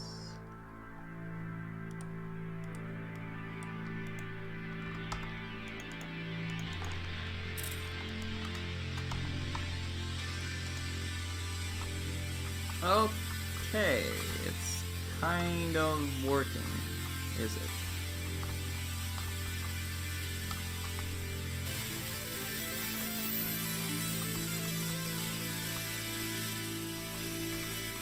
Yeah, they're not spawning at the right position, so... And they are a bit too far away. Like that map is huge. That's a problem.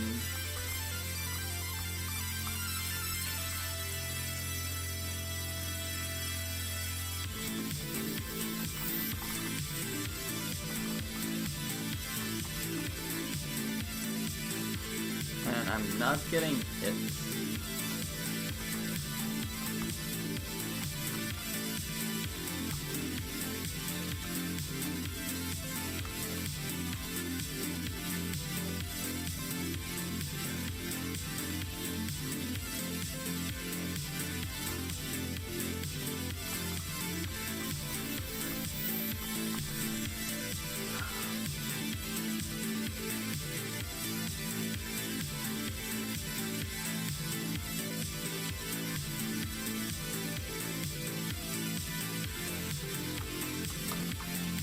Oh, I've already checked it quite a lot. I did make a bunch of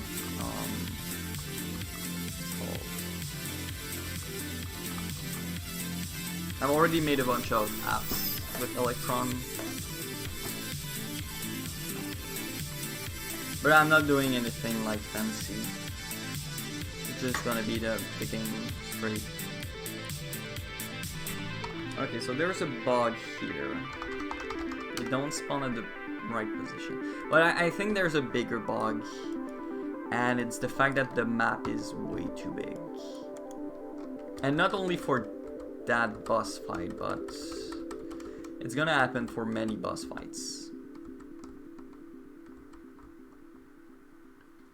So I think what I'm gonna do is create a bunch of new boss fight maps. So there's going to be one giant one, like this one, and there's gonna be smaller ones. So maybe large, medium, and small. And each boss can choose what map size they want.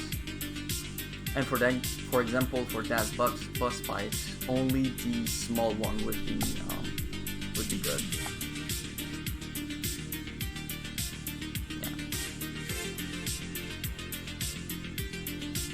Because designing boss fights that work in a giant room is not a good idea. So, let's go. Volley dungeon. Volley. There you go.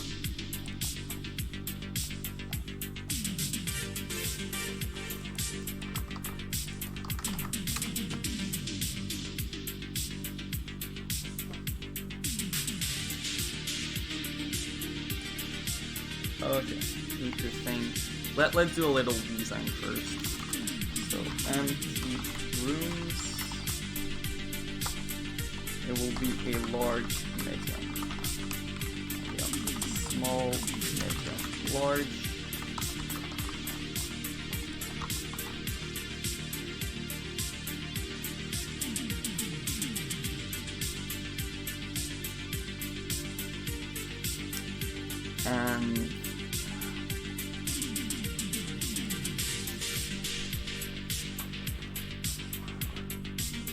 And a boss fight.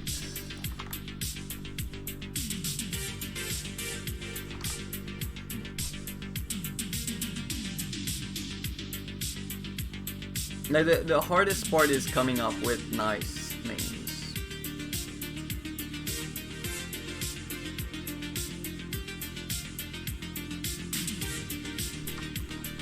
And I'm actually gonna name them small, medium, large.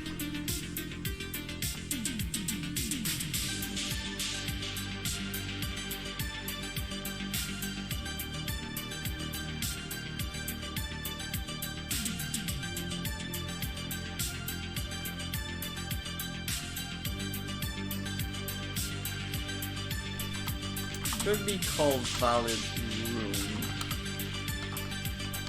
and here you can put small, medium, large.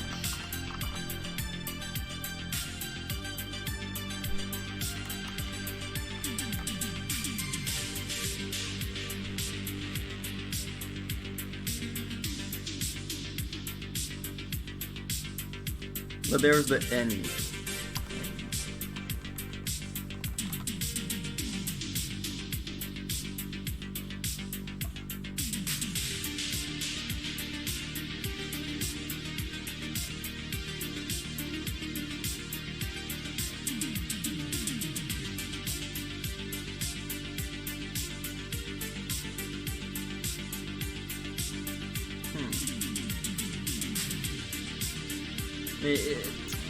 I don't really like design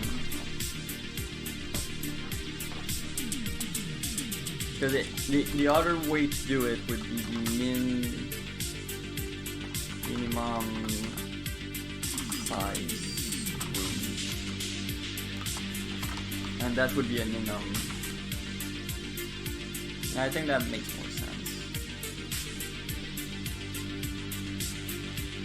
Nah.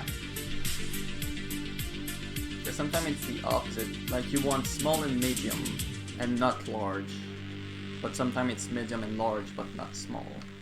So I think it's better to just enumerate all of them.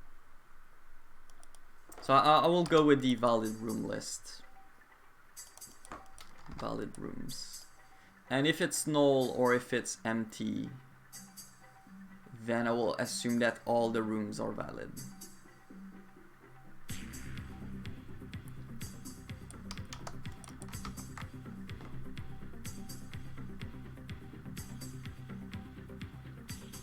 And I'm gonna make an enum for that. Okay, so let's go. Dungeon size.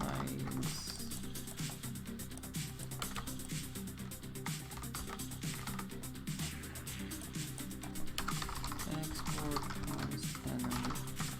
Dungeon room size. So there's gonna be small, medium, large.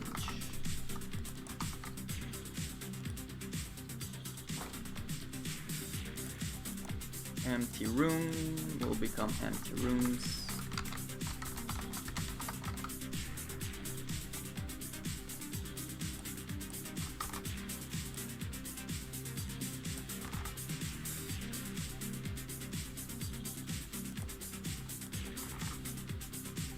And I'm fine name, what the fuck.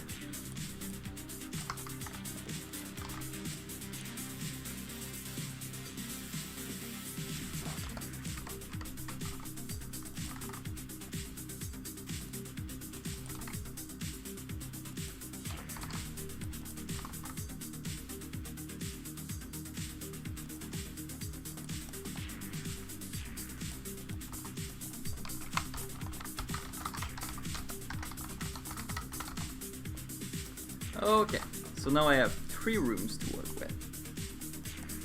Now, if it's a boss room, then there's going to be a little bit of logic.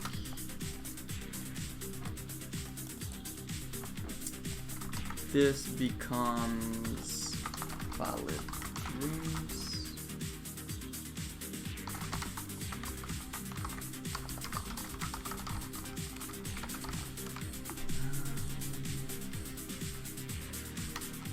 I'm gonna put it in the middle.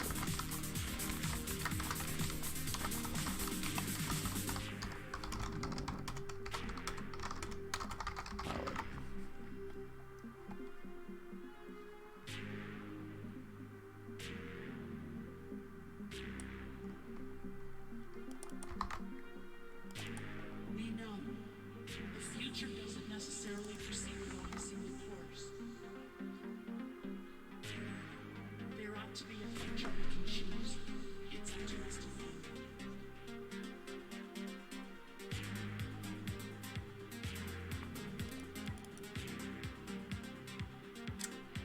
Yeah, that's not working.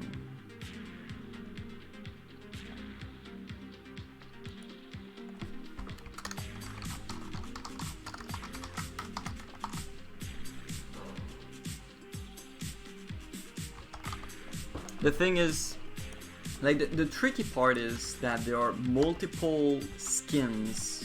Like there is a valley dungeon, there's a haunted house dungeon, there's a cave dungeon, and I don't want to create a boss.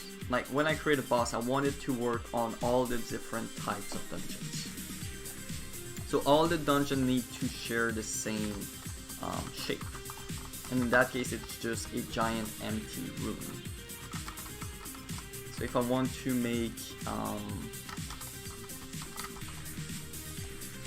multiple of them,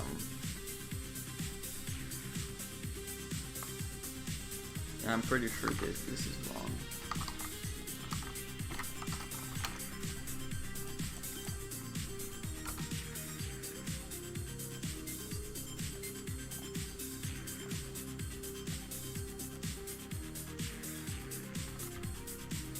Yeah, this is the map.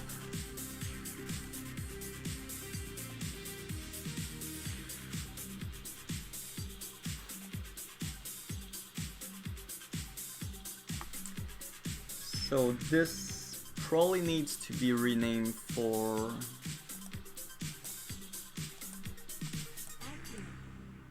generic large empty boss.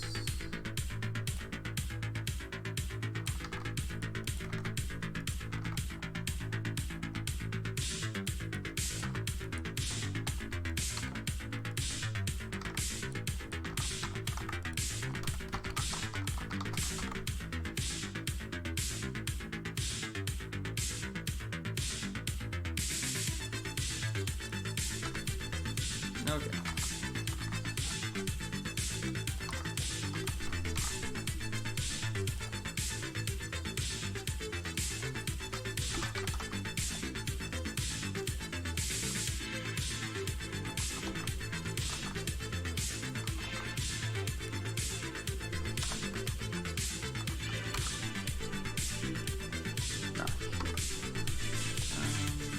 Okay. So now I need to design the medium size room. And it's gonna be not really original. It needs to be squared. Otherwise things gonna get not really nice. Oh, wait a minute.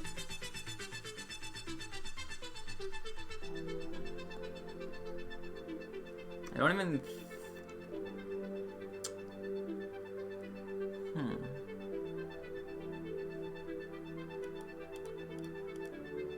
Just those walls are required.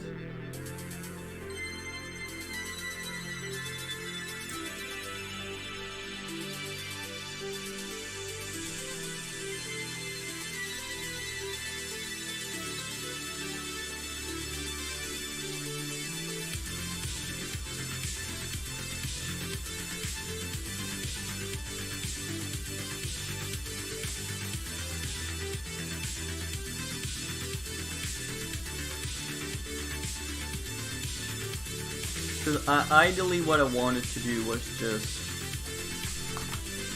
like make something like this. Like this is the area and that's it. But apparently I cannot just do that.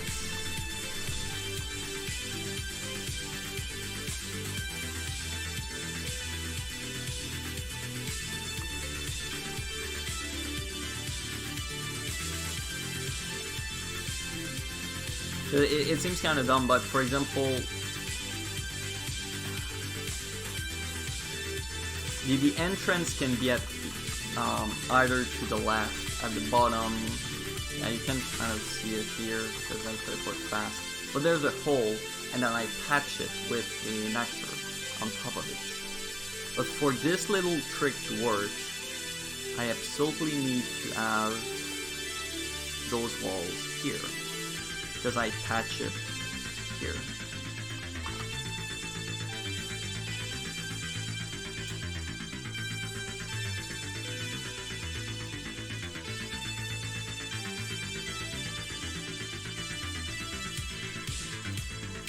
Well, there's still a few things I can do, so I can.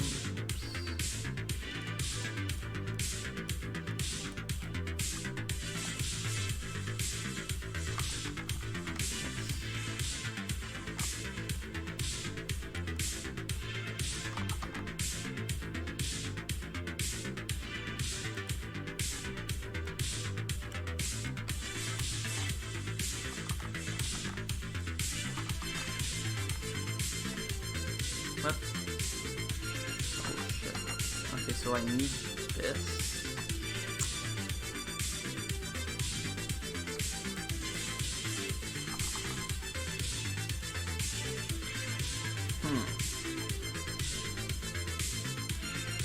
Okay, I actually really don't have that much room.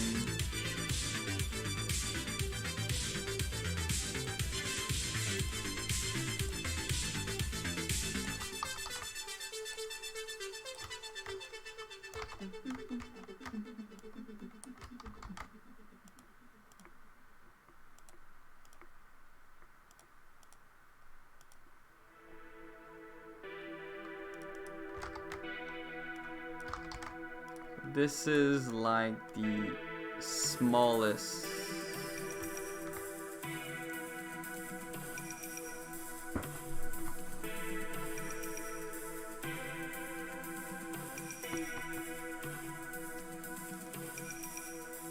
Actually, I don't think they need to be all rectangular.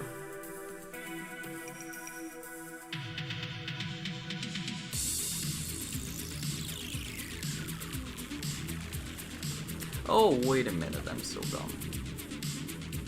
There are ways to make it rectangular.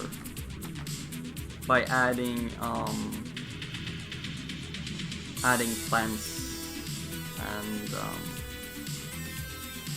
like trees.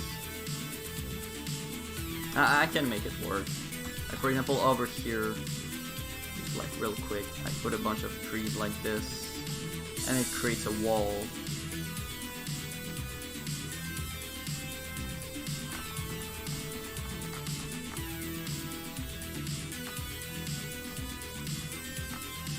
Yeah, I think I will go with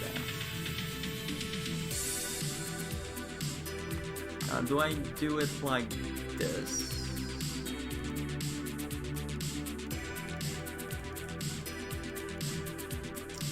Or...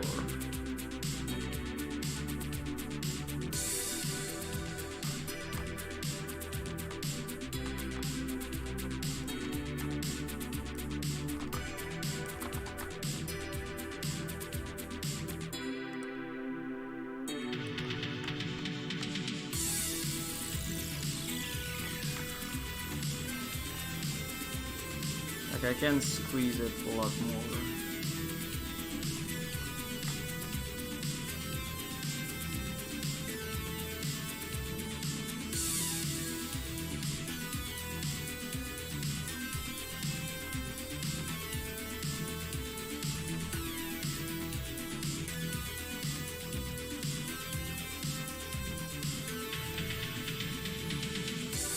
But it also needs to look good. That's that's another requirement.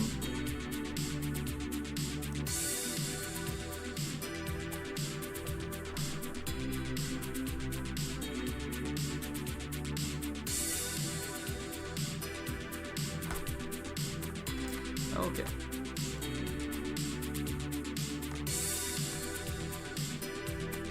So that kind of works.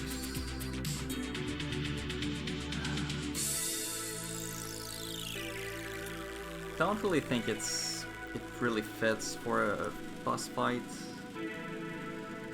Like I want to have things like either a square or a circle. You don't want to have corners because it's very easy for people to hide there, and it makes boss fights not work.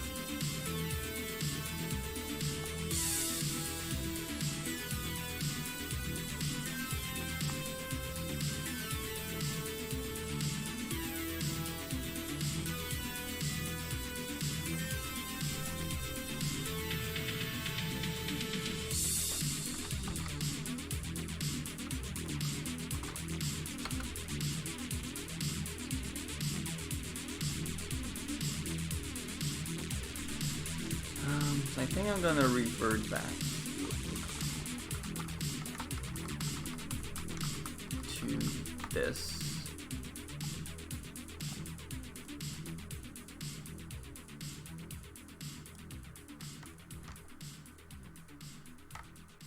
It's still very large, that's the thing. But I could add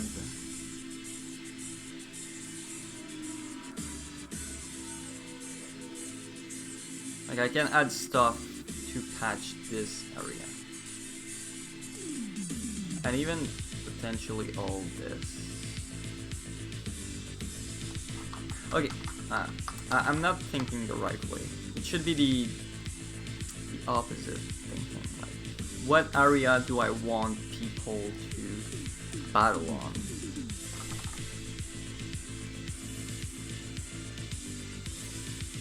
Like, ideally this would be the battle area. Like, people would battle only in this corner. So the trees I want to add should be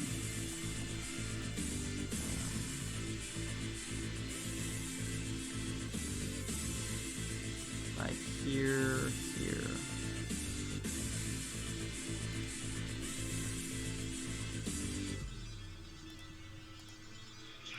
Something like that.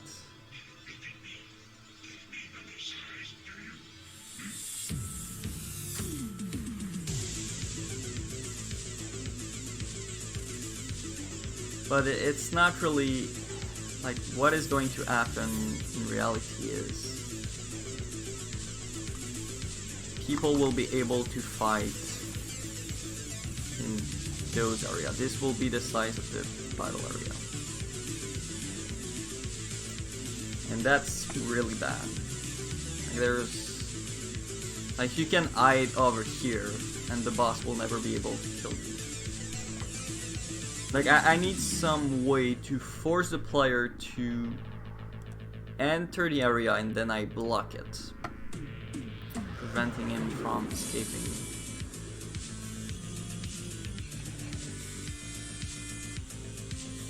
And the problem is I don't know from what parts they are coming from.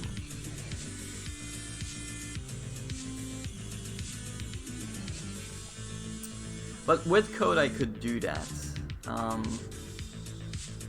Yeah, that's probably what I'm gonna do.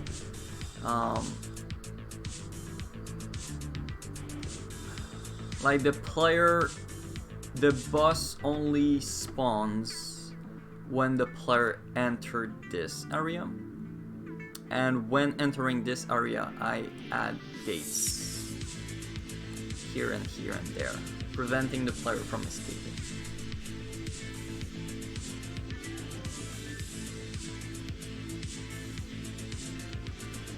And I add teleporters here to allow new players to enter the boss fight.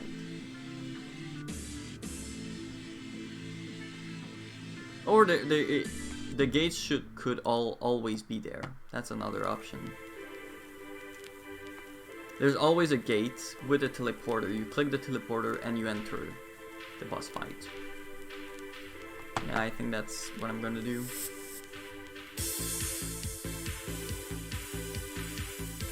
Now I need to come up with right dimensions. This is probably the small area would be this, and the large area would be maybe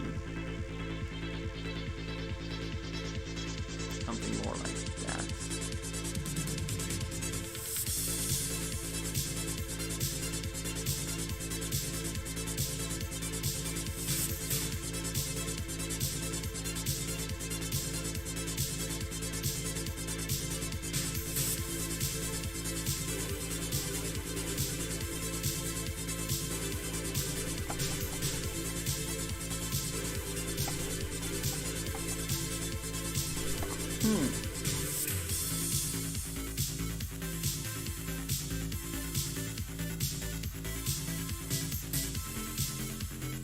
Yeah, I think that would work.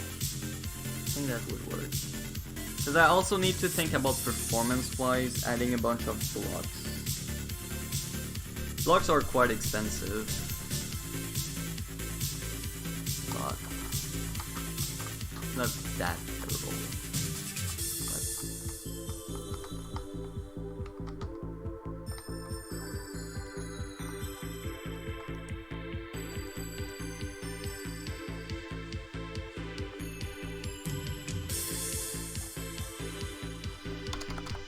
By the way, for those who want to try out the game, you can do that at RainingChain.com. So, let's work on a new map.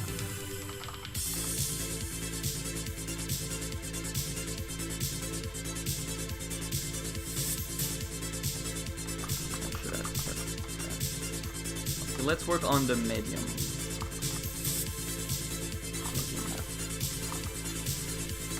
So, needs to... Well, the first thing I need to do is to make the area cleaner.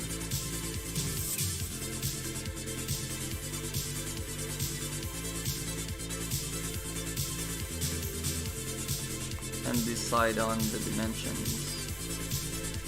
So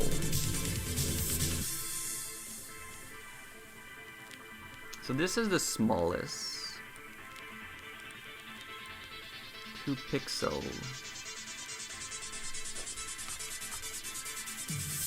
Nah, I think it needs to be more than 2 pixels. Maybe 3 pixels.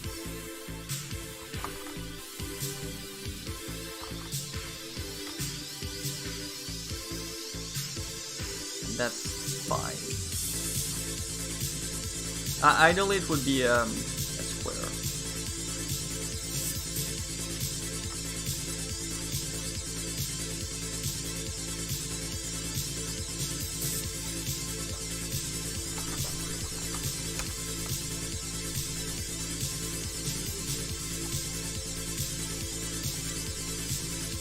Okay, let's say 5 pixels up. So there's 4 pixels. 4 pixel here, 4 pixel here. This would be the medium size.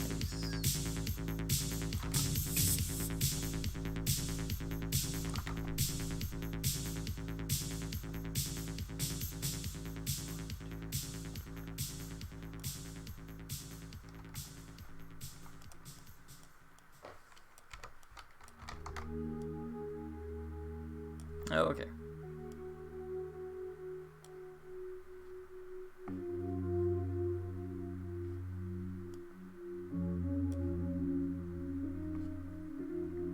Okay, so this is the goal. Yeah, this is the goal. I can do anything I want outside of this. So I can get a little bit more creative with the walls.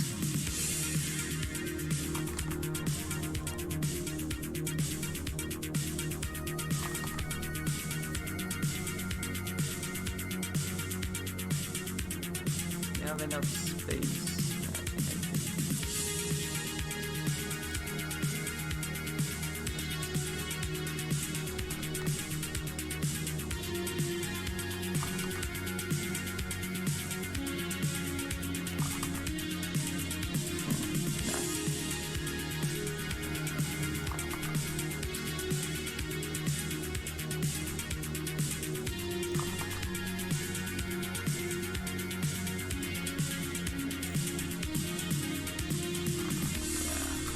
Trying too hard, it's not gonna fit.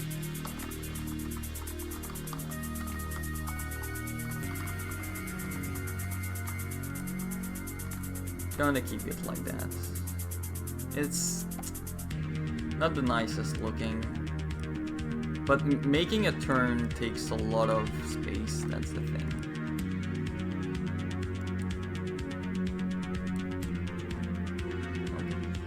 This turn does work though.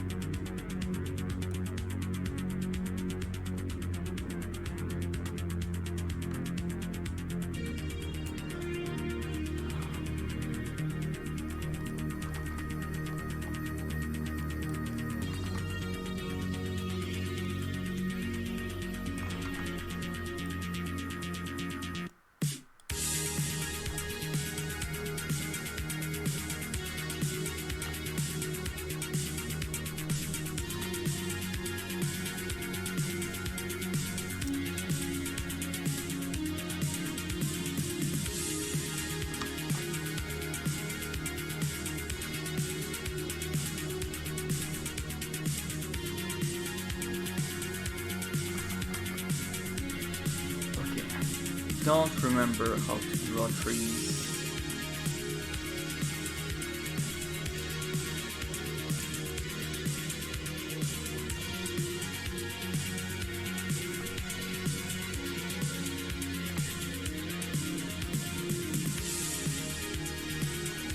There are ways to draw. Okay, this one was.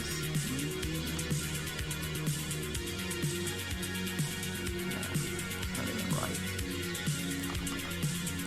There you go.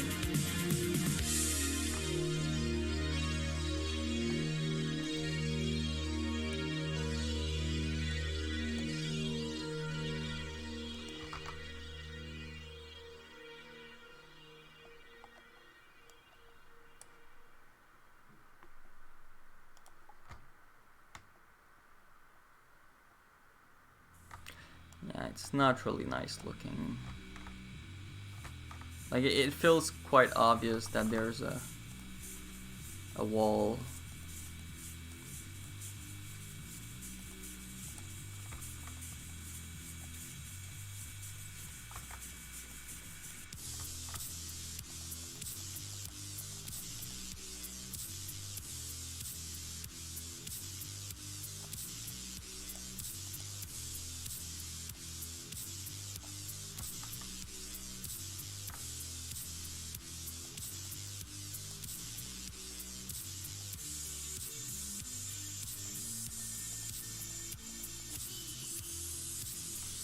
But I mean that's what I'm trying to do, so.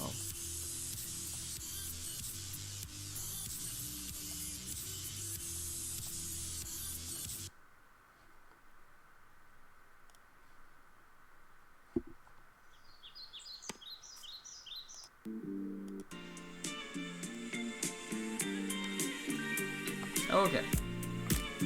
So this is how it would look.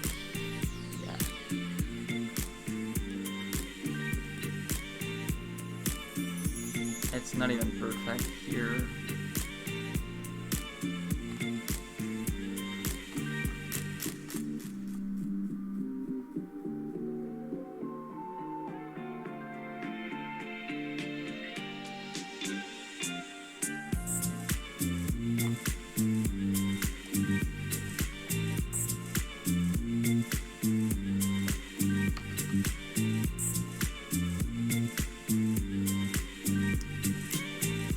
Anyway, I'll continue and we'll see. Could keep this like that.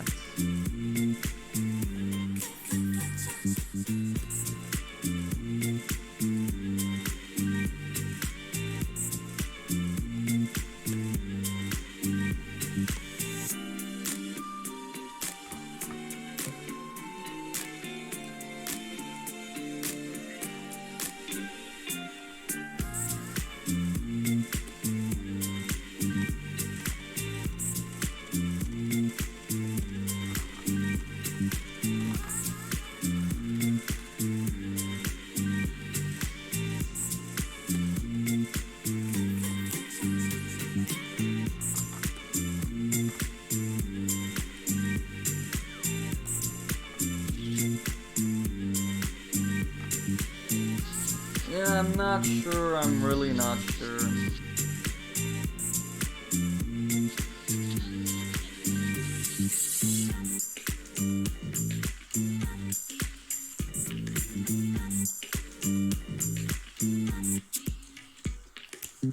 This game is called RainingChain.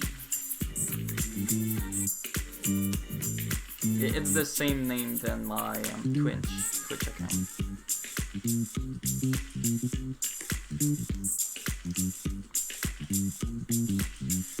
Like, it's gonna be like super obvious that I'm trying to wall things.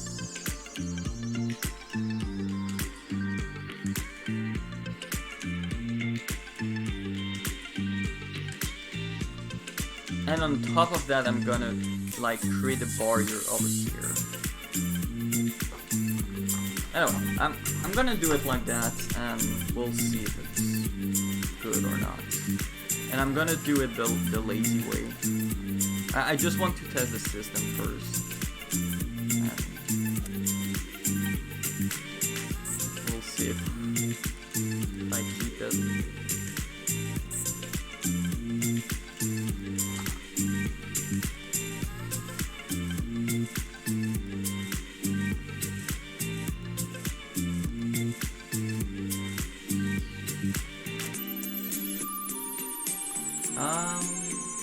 You can actually go to RainingChain.com/game.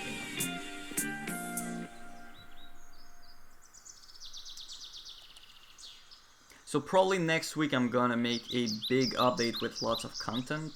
Well, there's still a lot of things to test.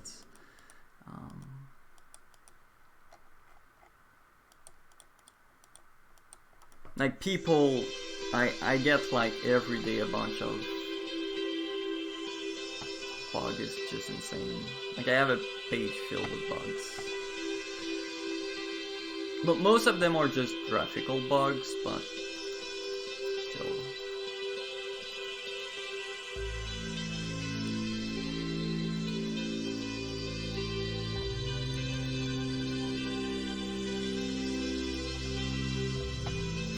Thanks a lot, Use Ninja.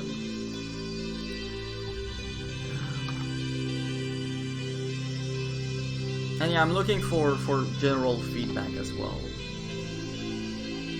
Like, one of the feedback that people gave me is that the boss fights, well, the boss fight in the dungeons are kind of weird.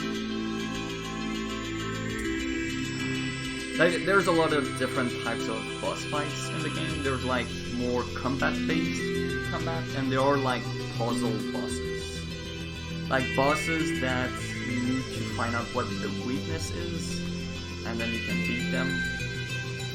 And for whatever reason, I decided to put those puzzle bosses in randomly generated dungeons, but they don't really fit well there. Because once you know how to beat the boss, like basically the dungeons are meant to be really combat oriented, and it feels weird to have like a puzzle boss instead. So I'm gonna put the puzzle boss into quests, and take the combat bosses and put them into dungeons. But combat bosses most of the time needs like to have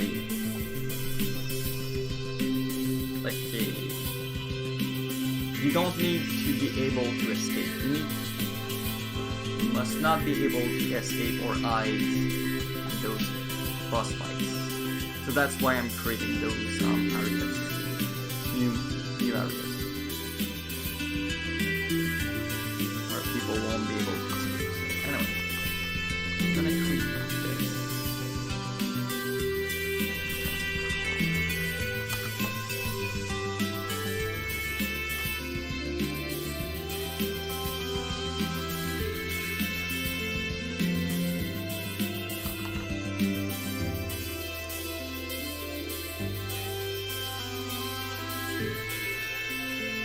The same thing, but with one notch. Oops. Hey. So this would be the small.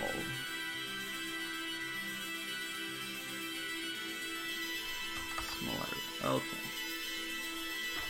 Then, like, I want to have the code working before starting to work on the graphics. This will be the generic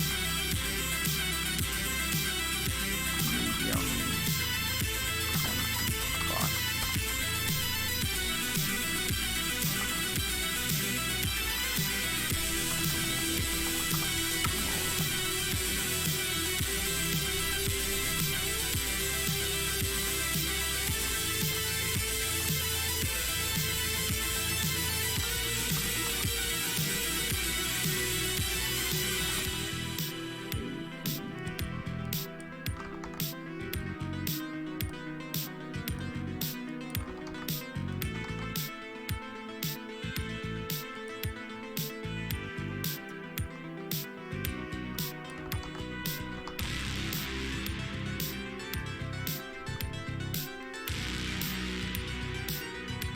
Okay, everything fits.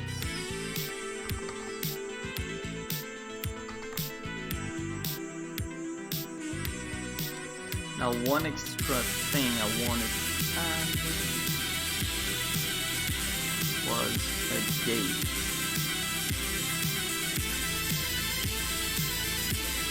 That's gonna require code. Like once you enter the area, you cannot leave anymore.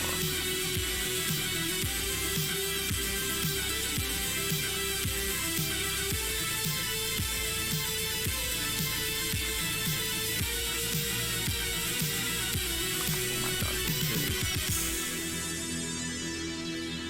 Here it's gonna be tight. Because I don't want people to enter the bus room and trigger the teleporter right away. Anyway, we'll see in due time.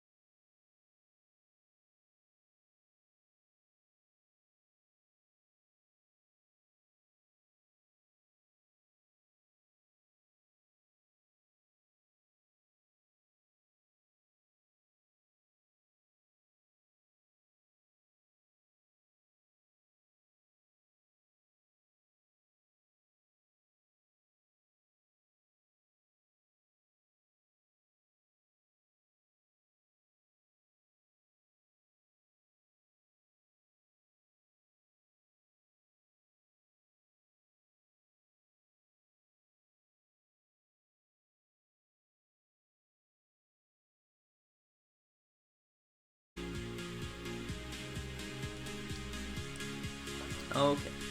So somehow I need to find the size.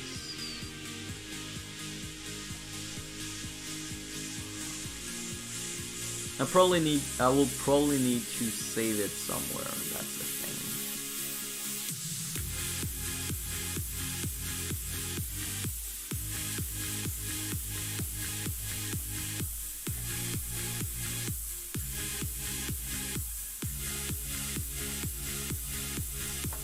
Not a big fan, but I mean that's needed. So like over here, when I select the room,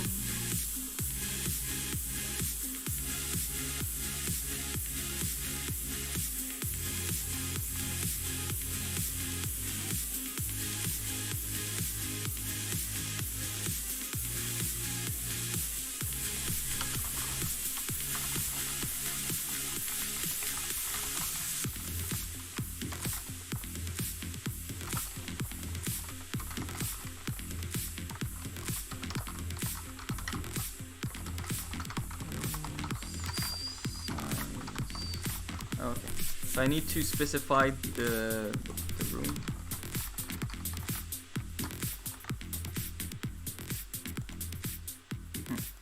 Okay, not the room, the map. So I need to specify the map and the size.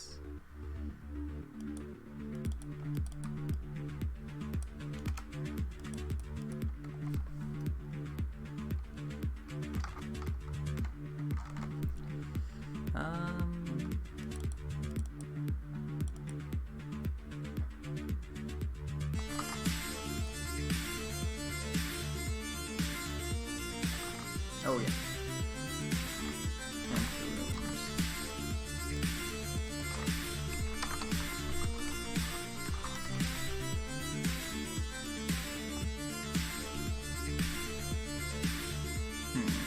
Not gonna work.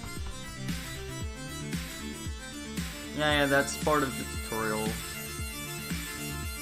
Lord attacks glitched the game. That's the story. Okay. For now, I'm just gonna hard code the size to medium.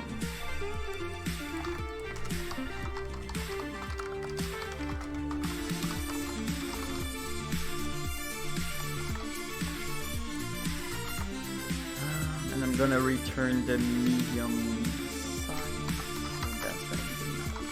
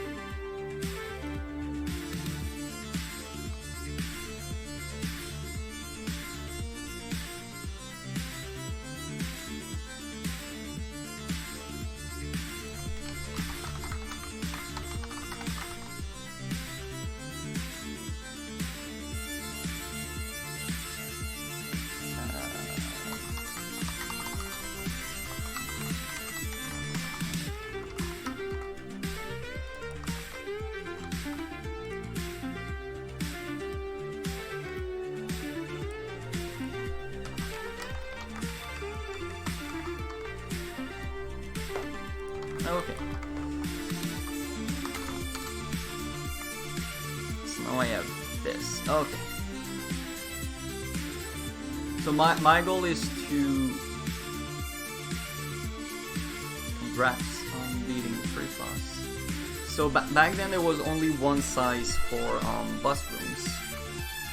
But now there's going to be 3. And when selecting a bus room I need to know the map and the size. And I need to store that information, because right now I'm only storing the map. Now I need to store the size as well.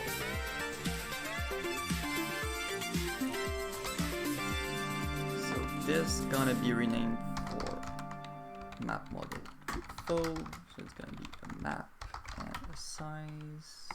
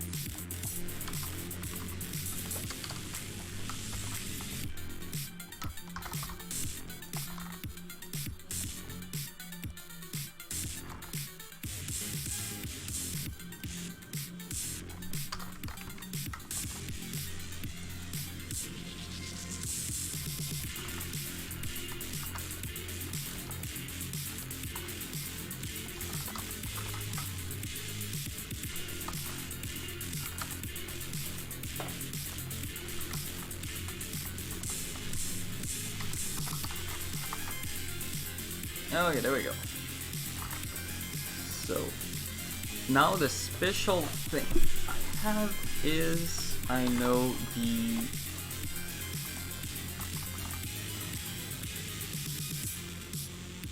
I have the information about the size, and I'm probably gonna need it.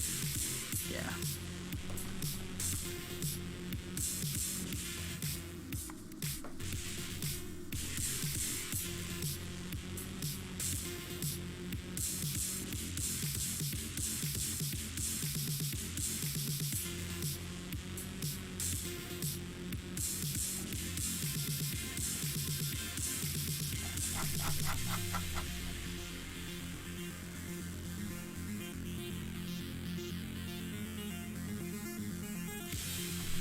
Okay, I think I can access it from room map model info side. There you go. So I was able to pass the information all the way here. So when I'm in a dungeon bus, I know what size it is, and I can get the right positions.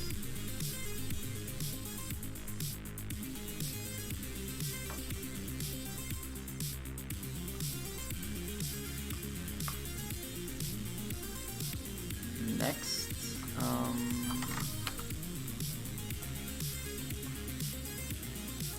the spawn boss.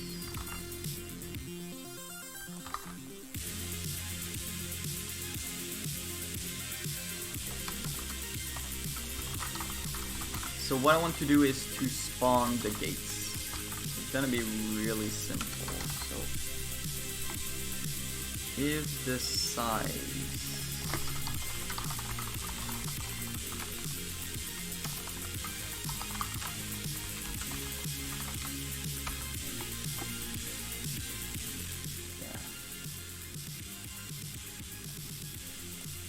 that's maybe a bit intense. Gonna switch the music.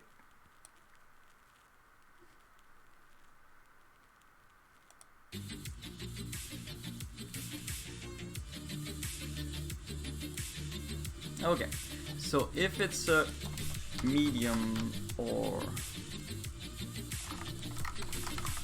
a small room, then I will want to spawn the bus.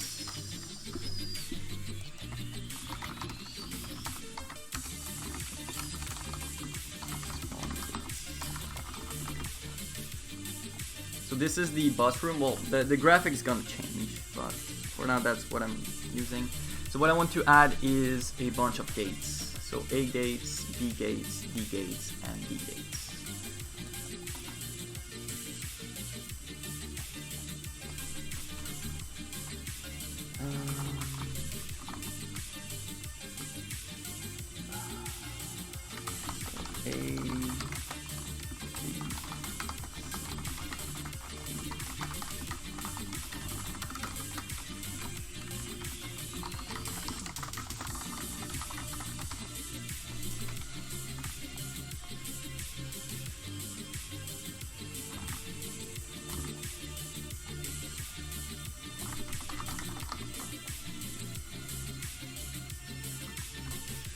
I have access to temp.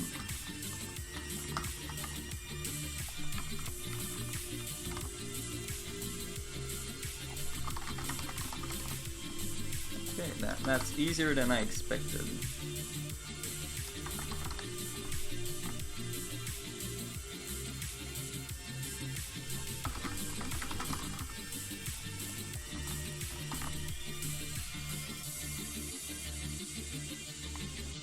And I think that's all.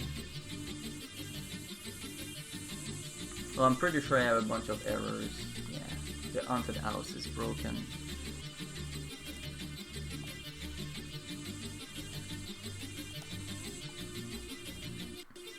Yeah.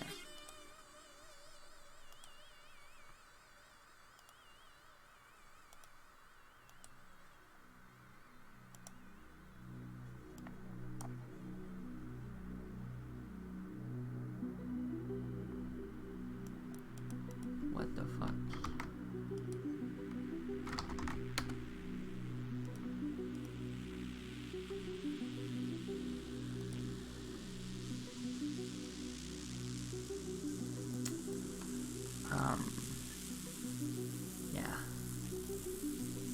Yeah, now it's called Valid Rooms.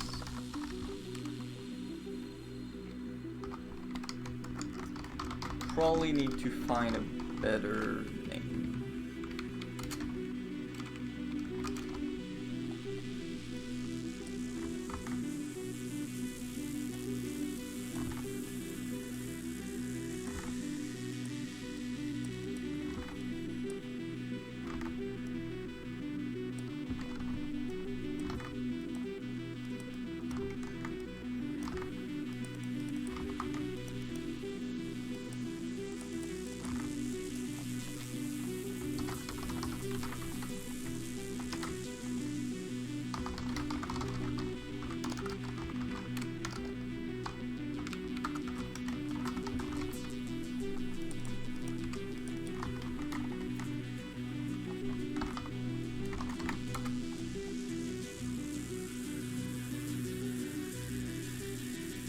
Okay, cross your fingers.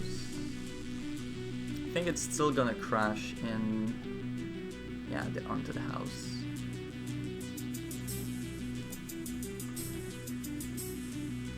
But it's gonna load anyway. So I'm gonna add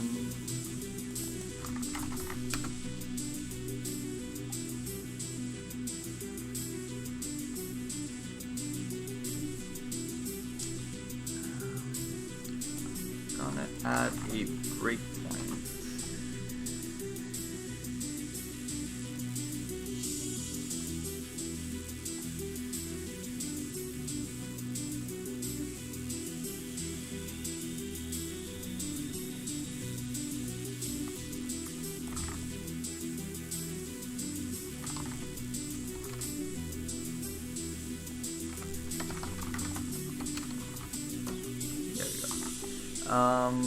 I'm gonna add a breakpoint when here.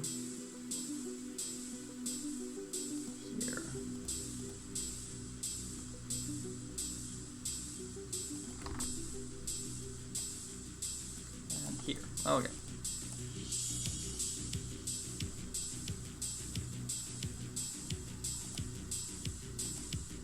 That was fast.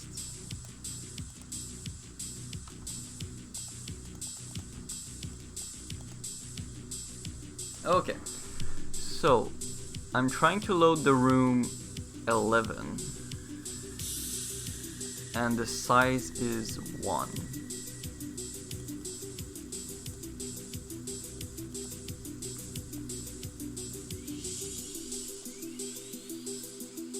I don't know why it returns null. I think that was how the code was before. That's weird.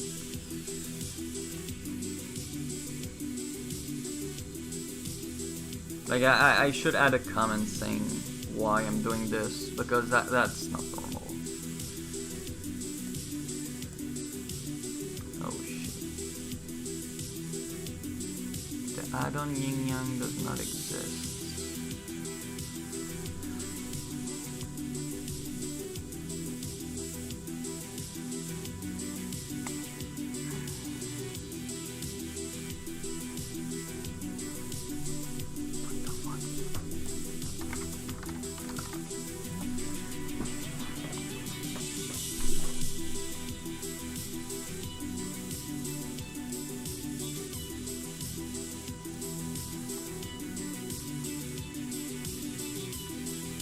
And normally it does.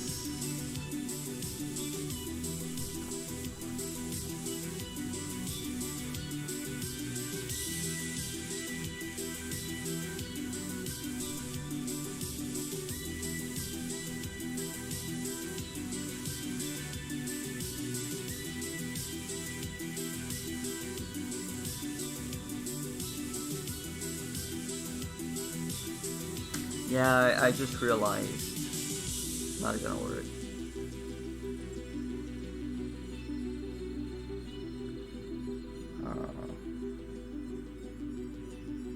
Well, it's gonna work, but not the way I thought.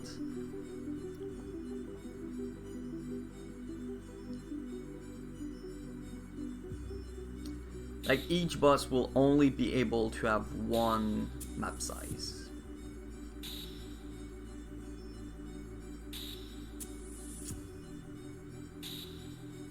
Because let's take, for example, the yin yang bus.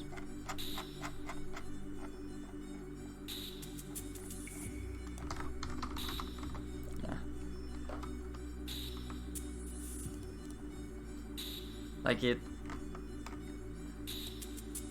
it has very specific design based on the size of the map. Like I cannot just take this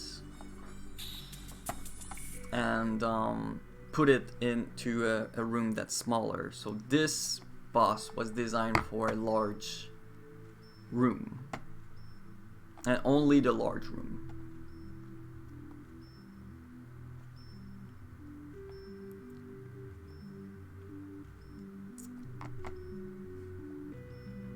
So yeah, each boss will... Okay. So how it's gonna work is that there's going to be one large, medium, small room. The boss will choose which one it wants, and it's gonna place the spots and everything for that particular size. And if there's only one possible choice, then it simplifies a little bit the logic, I think. Like, I don't even...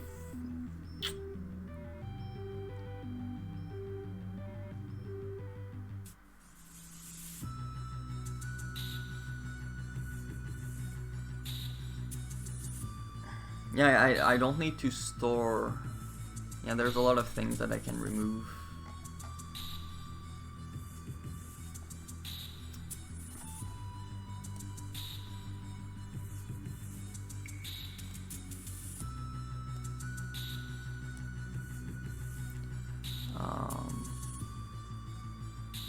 I think I can remove everything I had it.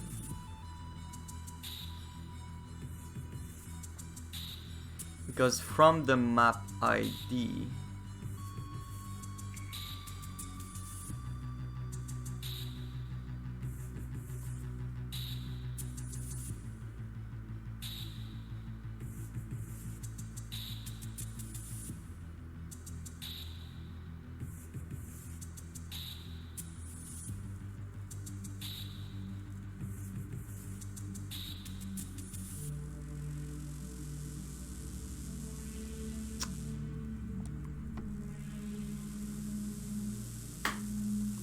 and yeah, I'm still including user created quest.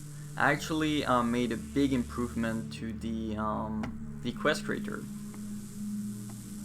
So if you want to check this out, so this is how the new quest creator looks. Well, the dashboard kind of. It's like if you want to create a new map, you just click there and it creates a new map. Not sure. Well, my setup for my own. Well, actually, I can try. I try. Like I don't want to screw my production game, but it's pretty straightforward. You click create new quest and then you can do it, and there's a bunch of cool shortcuts you can use. And it kind of looks like what I'm doing. So you have a bunch of buttons, open map, add new high score, new challenge, so it's pretty convenient.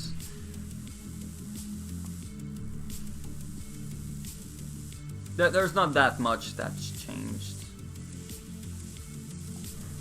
Well, not that much. There's a lot of things that changed, but they are kind of self-explanatory.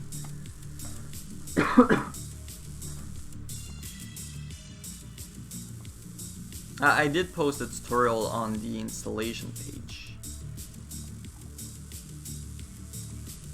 but like the way it's designed, the way the new project is designed, it's a lot more with examples. Like those are all examples. So you have 5 map examples, you have 10 side quest example, and like 10 quest examples.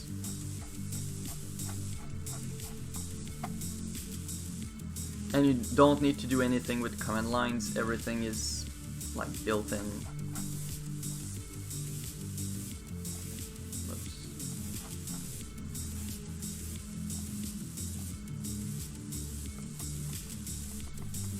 What was I doing? Oh yeah, yeah.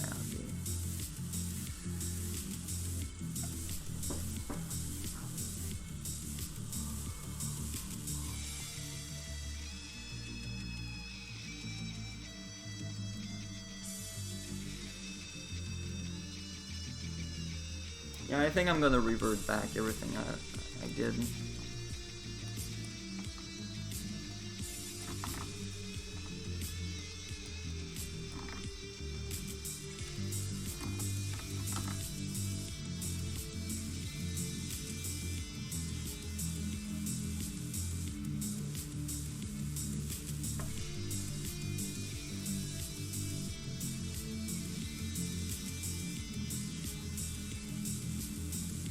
I think I don't even need to know the size.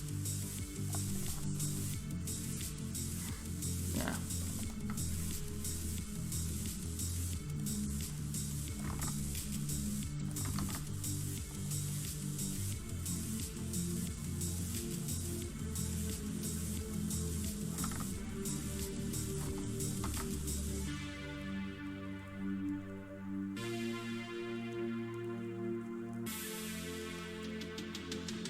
Later, sister. We've got a war to win.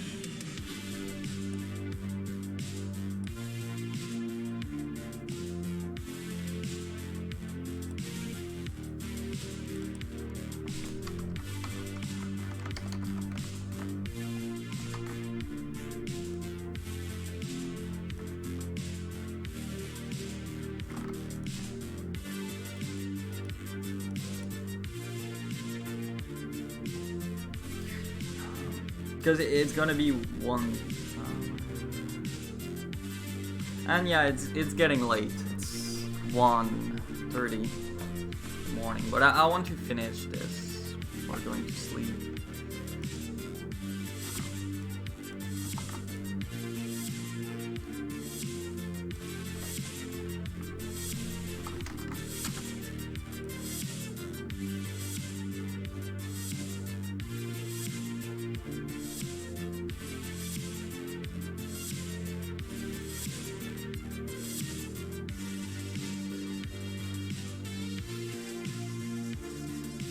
Because like I think I'm gonna drop the thing is I'm gonna drop the concept of small, medium, large, and well the like having it as an enum and like explicitly having different size. What I'm aiming for now is more like you can have as many types of boss room as you want, and the boss chooses one of them. And it works with IDs instead of size.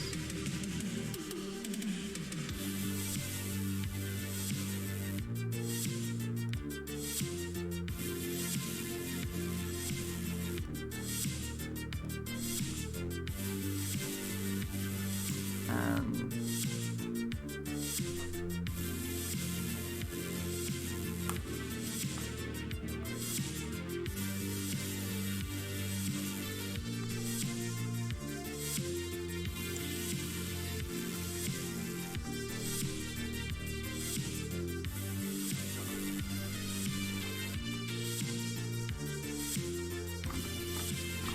The only problem is that I need to convert. Yeah, I guess it's kind of confusing for you guys, but the whole thing is a big hack, so I can reuse the same boss logic but for different types of maps, and it's really dirty.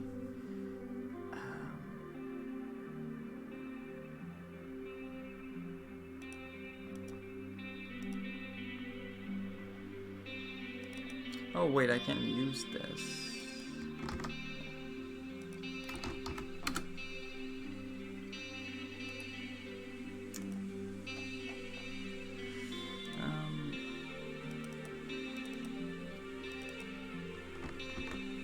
Because this requires empty room. I could specify the size over here.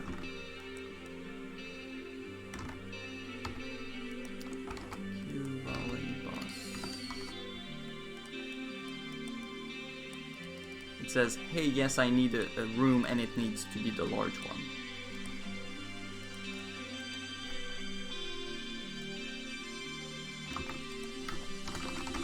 Yeah, I think that's the understandable part. Like, this is a boss, the bomb boss.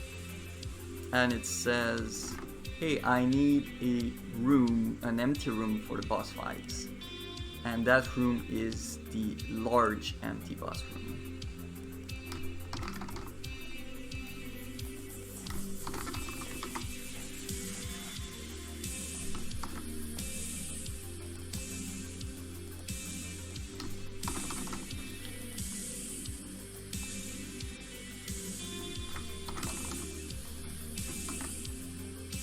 Okay. And what's gonna happen is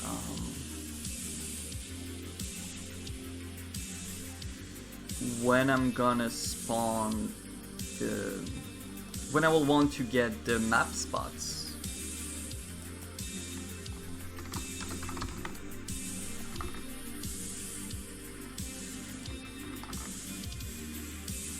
I'm gonna check.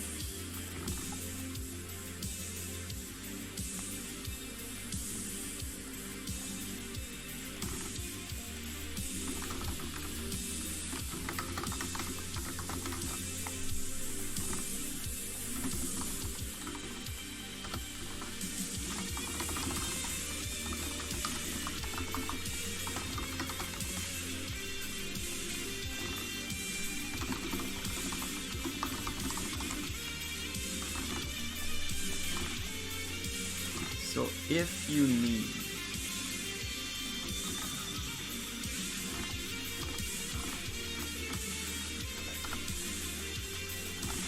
need an empty room, if you don't need an empty room, then you're gonna use the normal stuff. Otherwise, you're gonna use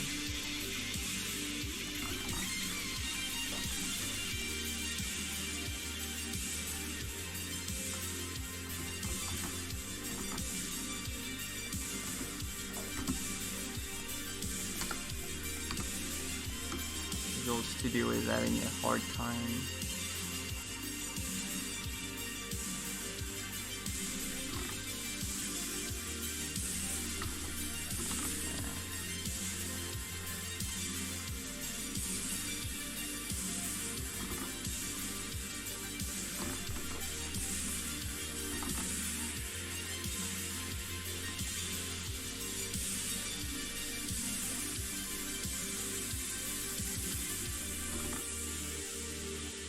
Okay, if you don't need that, okay, that's working.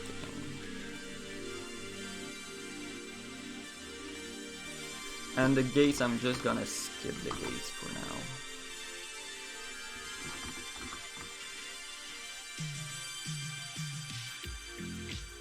Oh wait. No, how can I do that? I just need to check.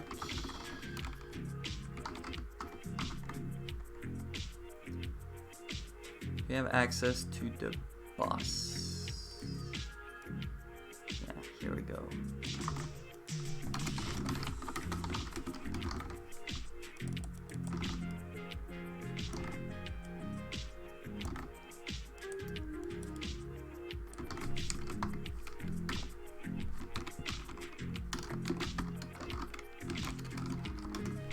If the boss required the valley dungeon, generate room. So if it required the medium room, then I'm gonna spawn line of blocks.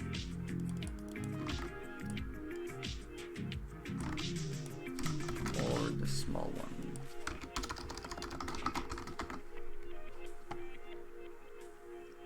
Okay, that's pretty solid. I'm gonna create a constant for that. I don't like hard coding everything.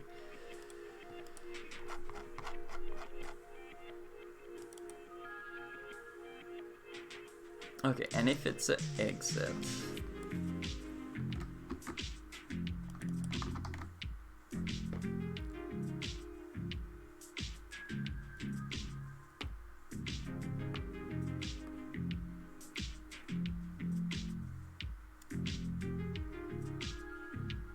to be honest, I don't even think what I return here matters.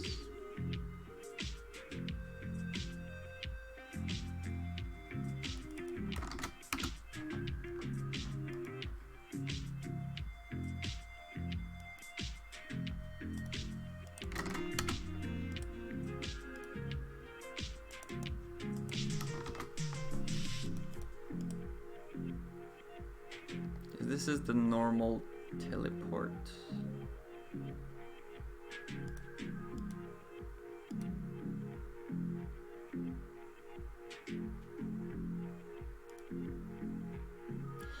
Yeah, well, this is getting a bit too obscure. I was not really planning to do that kind of stuff on the live stream.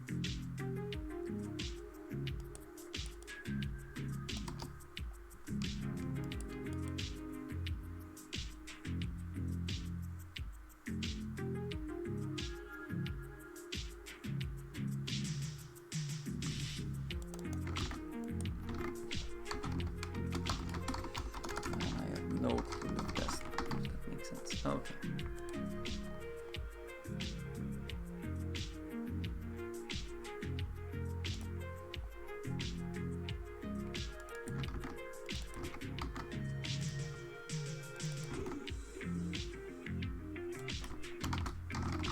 Valley dungeon. Great.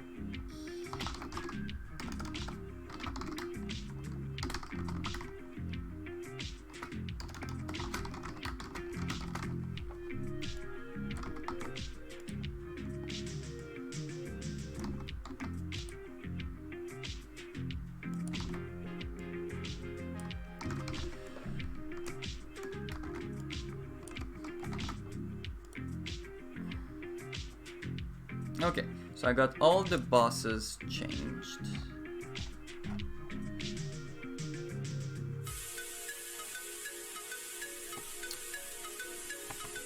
Yeah, it's more complicated than I thought.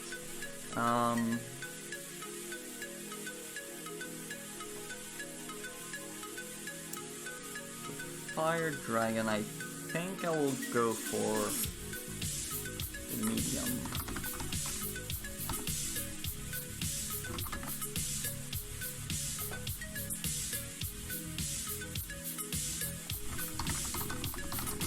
Okay, so how it works. Add medium everywhere.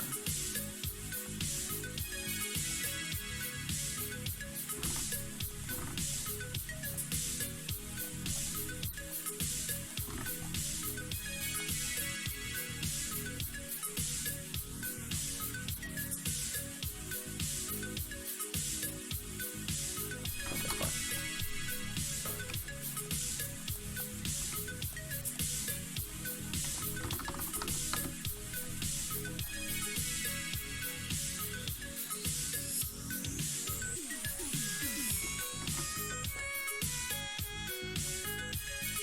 Alright, there we go. So even though that's not really the medium, it's gonna work anyway.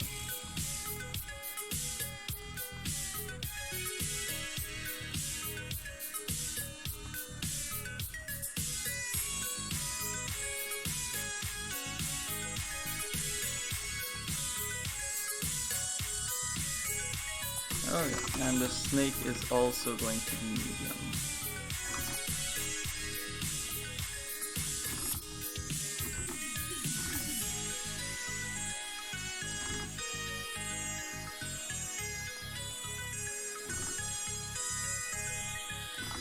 But I think this one I will need to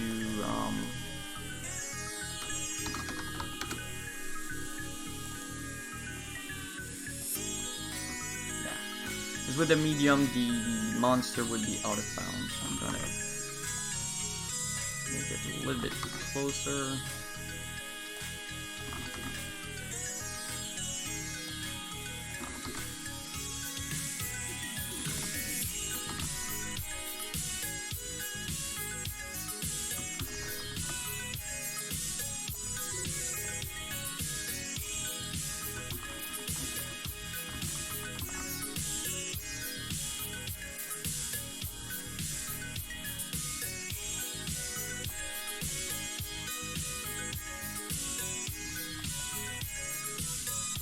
Now the fire use the medium sized room, and the ice dragon also the medium sized room. Trickster, which is another boss, does not need anything fancy. Now the bomb boss. This one I think I could keep the large. Yeah.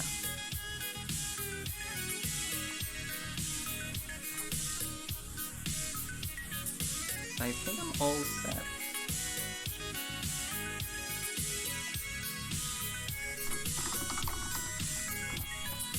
Okay, except this part. Oh yeah, the empty room. Okay, that's the final part of the puzzle.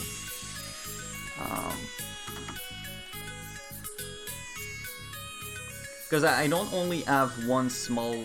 Like I don't only have one small boss room. I have one small boss room for valley, for haunted house, for mountains, for forest. So I have multiple of them, and I need to make it so each of those themes specify what is the large, what is the small, what is the all that stuff. So I think what I will do is not really nice, but it's gonna work. That over here, I'm gonna say that it's the small.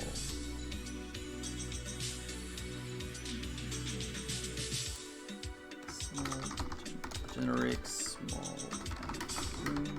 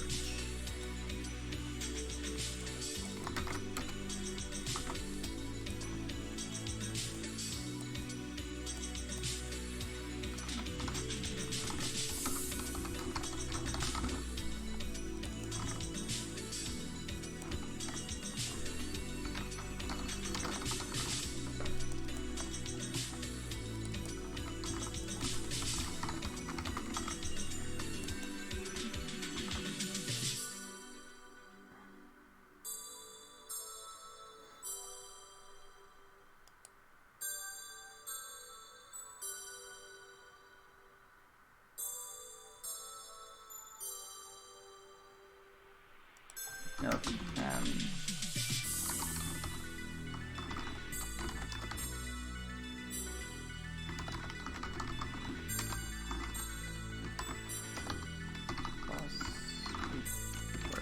okay, so if it's an exit and it requires an empty room boss,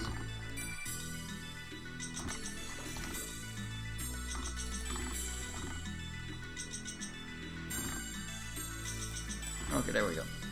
So this is the list of empty rooms for the small, medium, large. And here I say, hey, I need a large one, so I'm gonna return the large one. It's a bit funky, but pretty solid.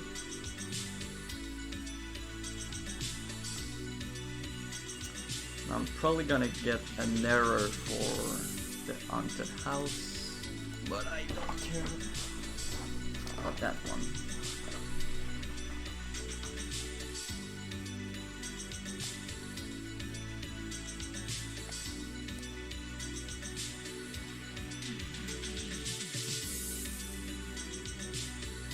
No.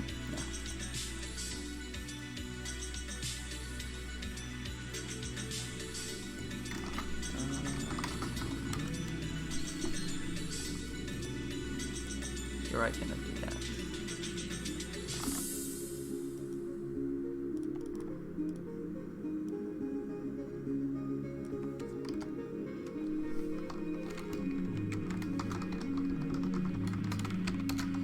Okay, so the clone array.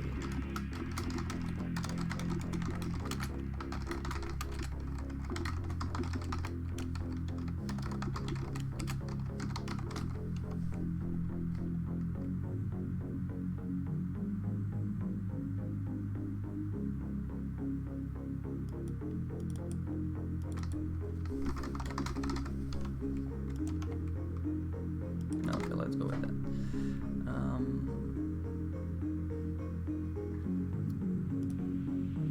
Yeah, everything is gonna be better once I add constants to that. Because this is ugly code. Okay, now what I want to do is force the creation of a medium size room.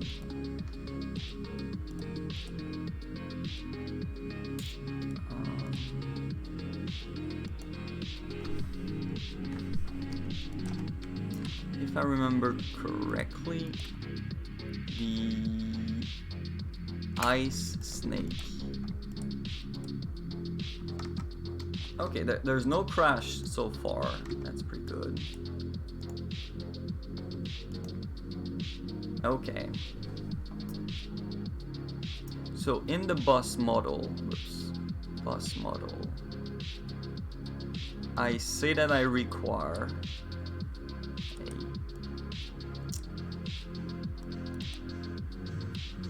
okay, it says that I require the medium size. So far it works. Now I'm gonna ask, hey, I want to get the medium. I'm gonna get the spots.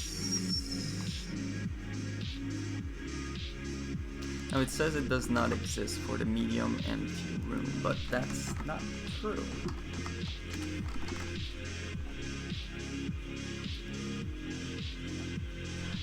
Ah, okay, typo.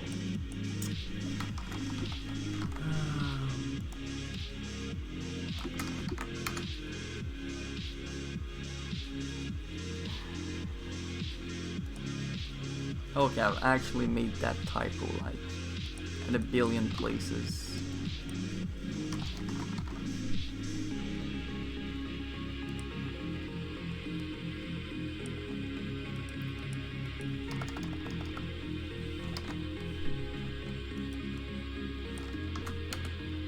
Oh my god.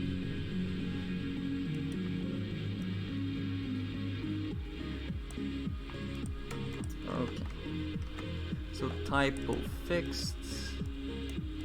That's why you use constants.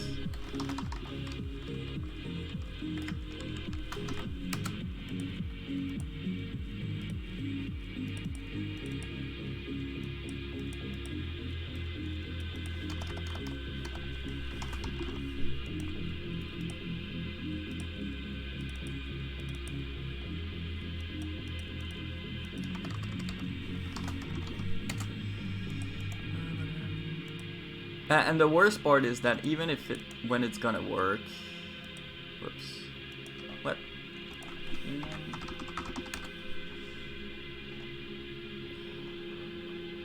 Okay, I forgot to update the yin yang. So this one requires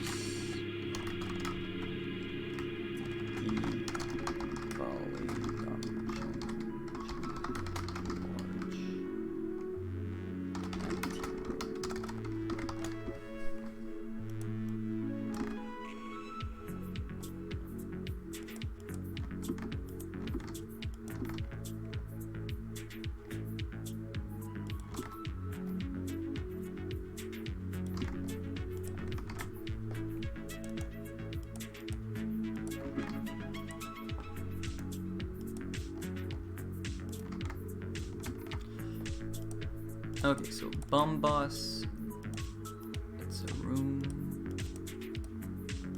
This one does not even have a map. That's kind of weird.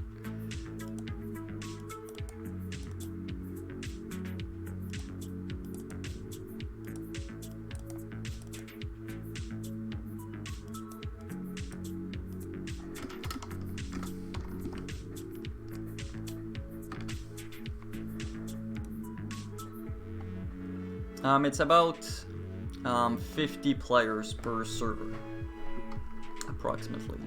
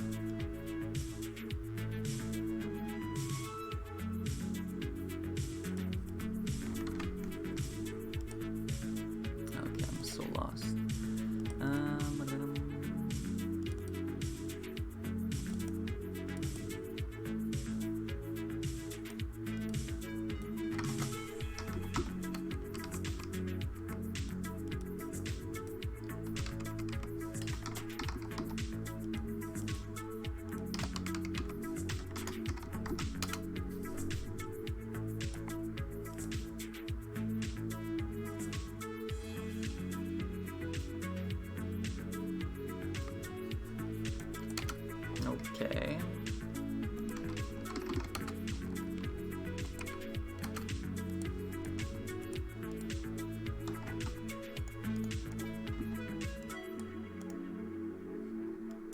Okay, so far, so good. So I say, hey, I require the medium room. Oh my god, it worked.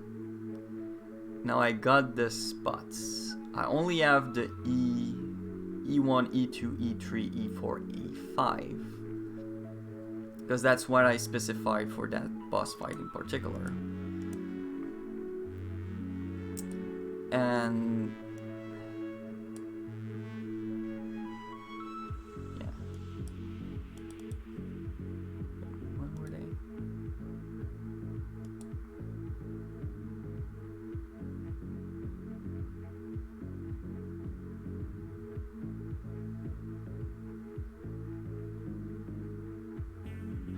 I don't know. Not sure why I do that, but if it works, I won't complain.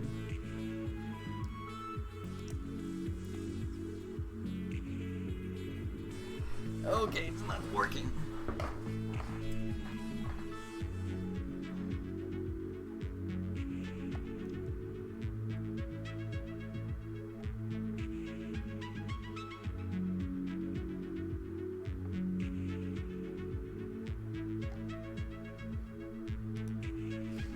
Okay, those spots don't exist.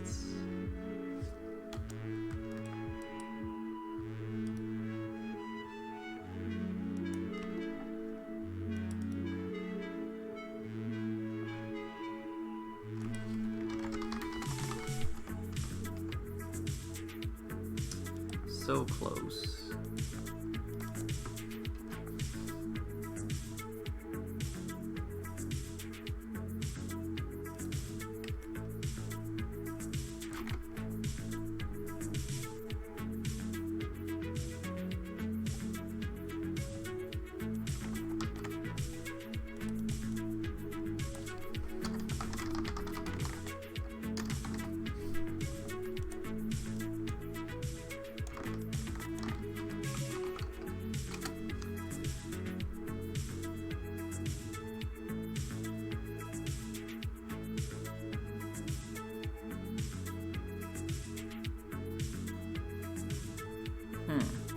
it's not gonna work.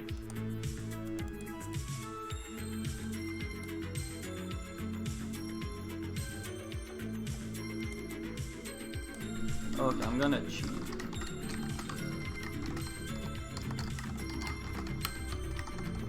Like every time I put no prod is that there's a major bug. Not a major bug, but there's a hack.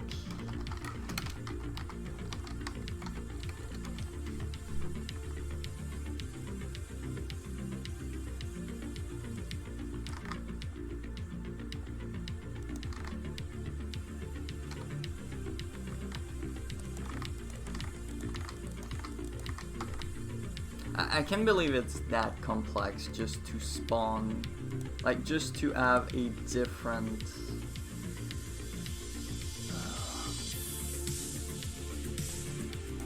like supporting different types of maps per bus.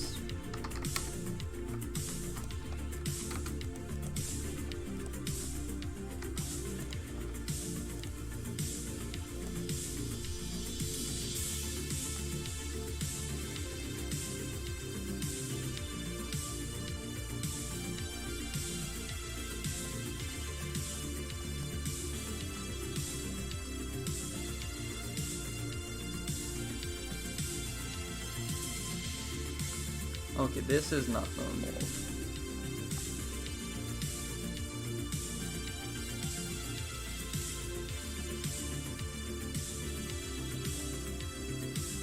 This is not normal.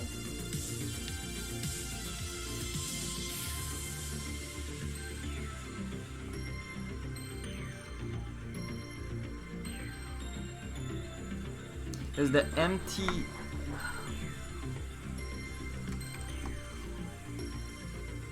Yeah, it's probably the cache over here.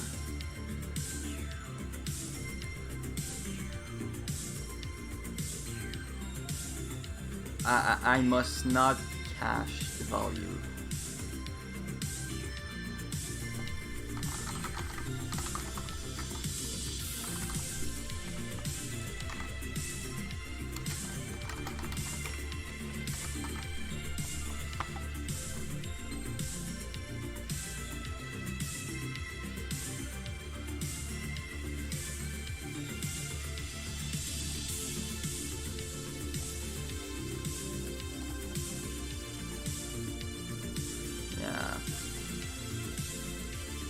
This is getting ugly.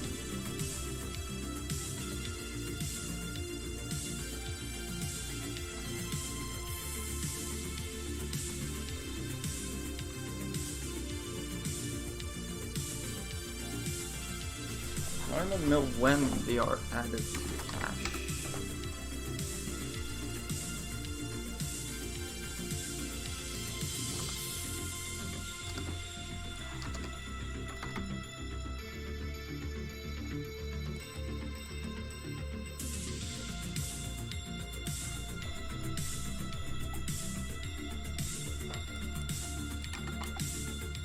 So the cache should be only for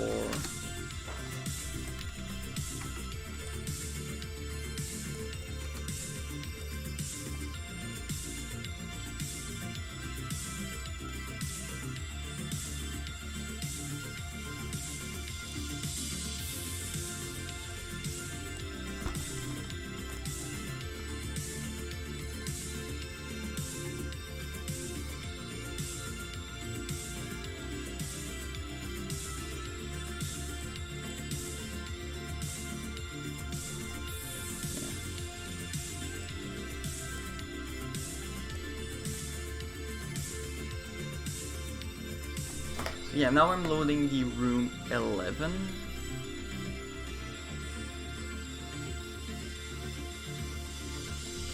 Why?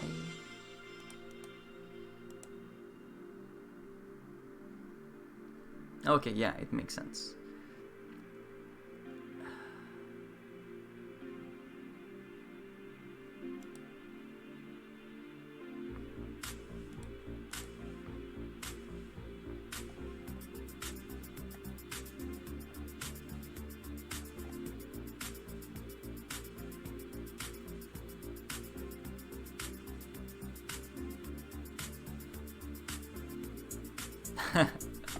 I guess you have done the quest, not again.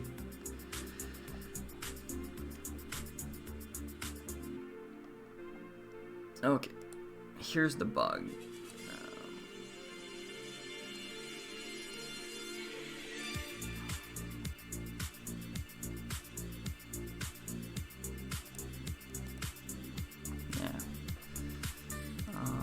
Here.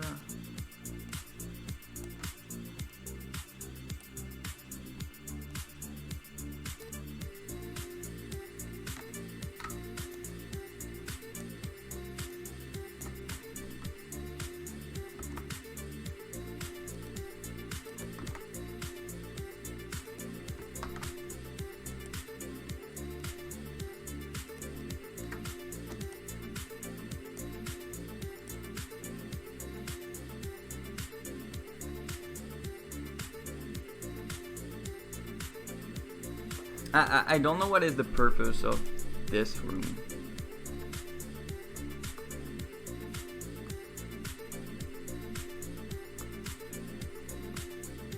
Oh yeah, I know. In theory, this room should be empty. Like, the graphic of this room is not used. The graphic of this one. Oh my god. Anyway, let's get over this, and so I can go to sleep. Save.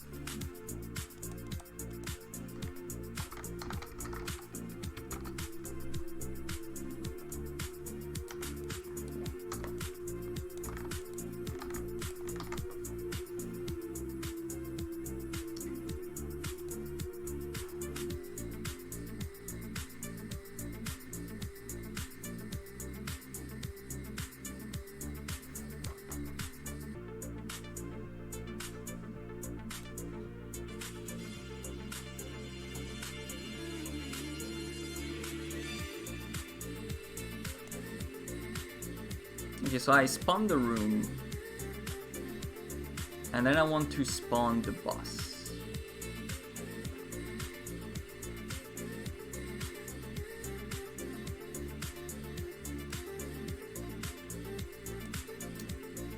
Now be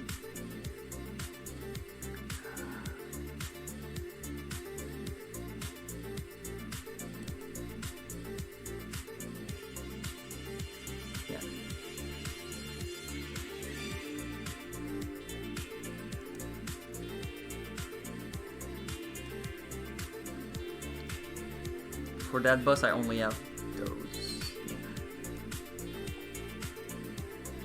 And I load it.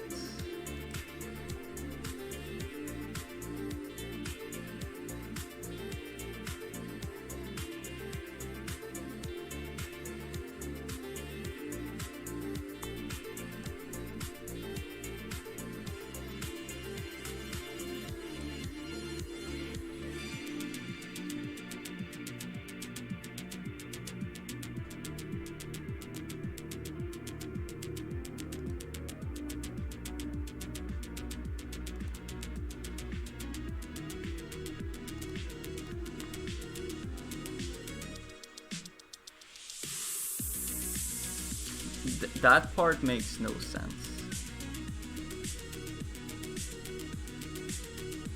Oh, because I'm loading the add-on.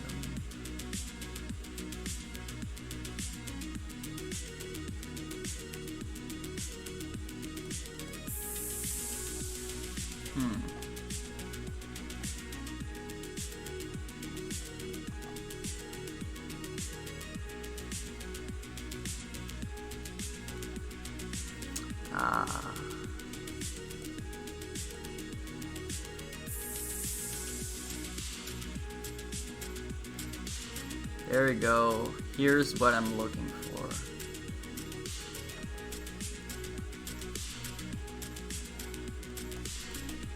That's not functioning.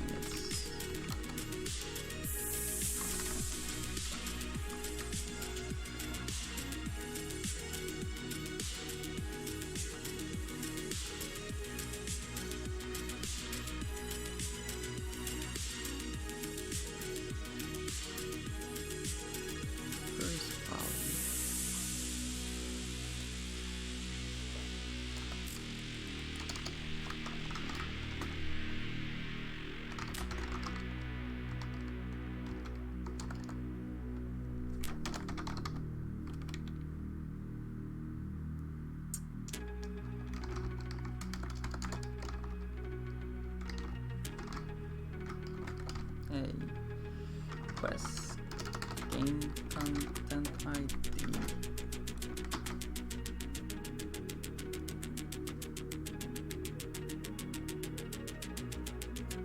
Hey, good night. Thanks a lot for trying out the game.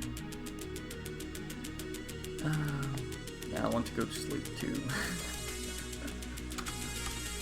Oh my god. Yeah, the entire dungeon thing needs to be revamped.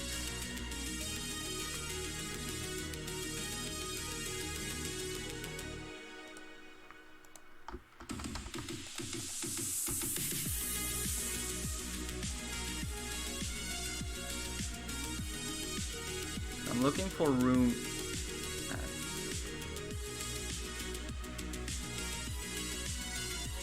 Okay.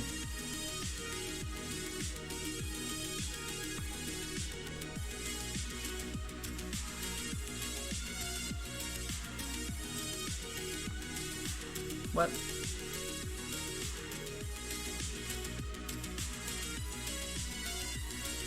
No.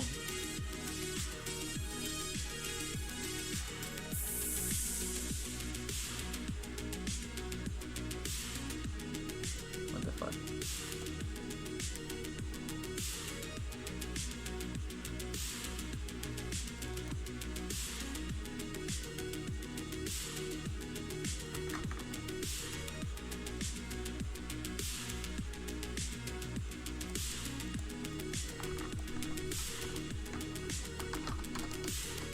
That error makes no sense.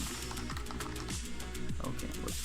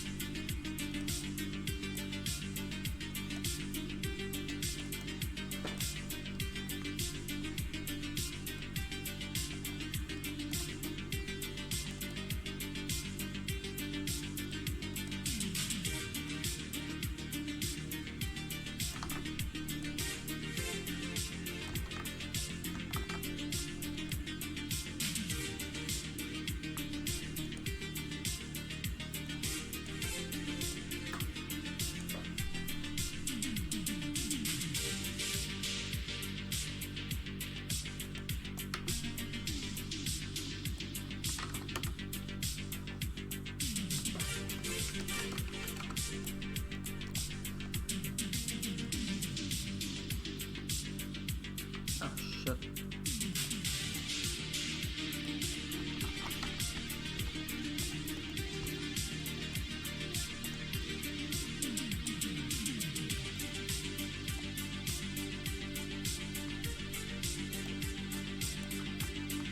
Ta-da!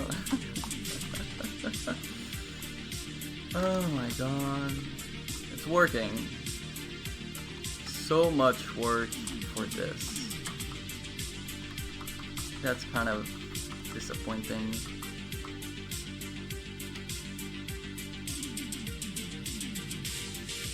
But it's working.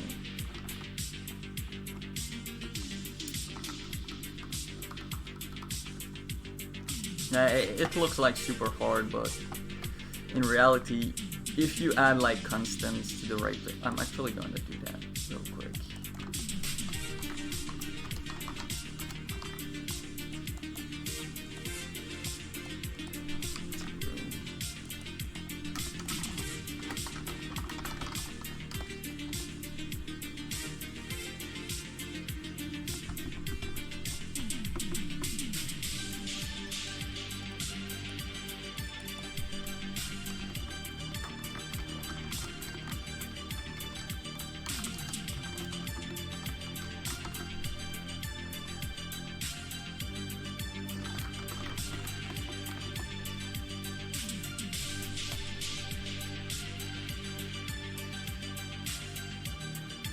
Nah, I don't think it's gonna work.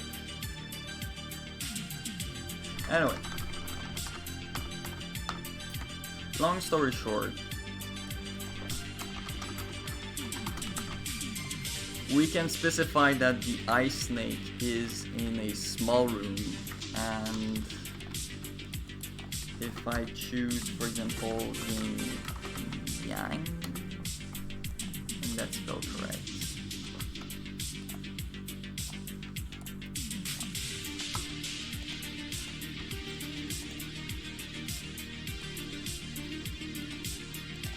And the yin yang is in a large room instead.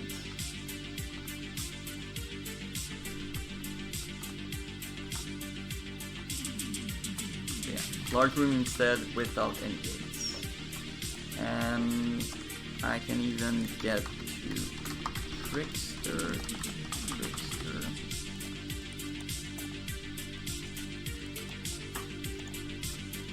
And that one is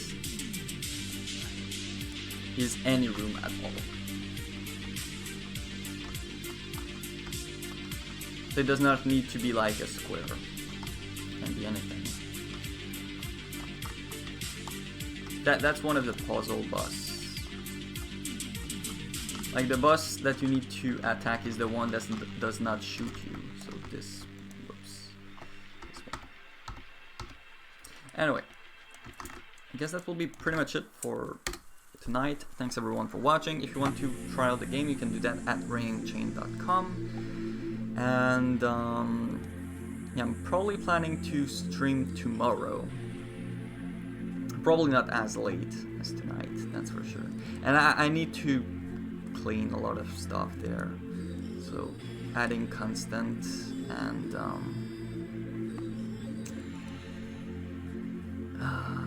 actually, if this is a constant,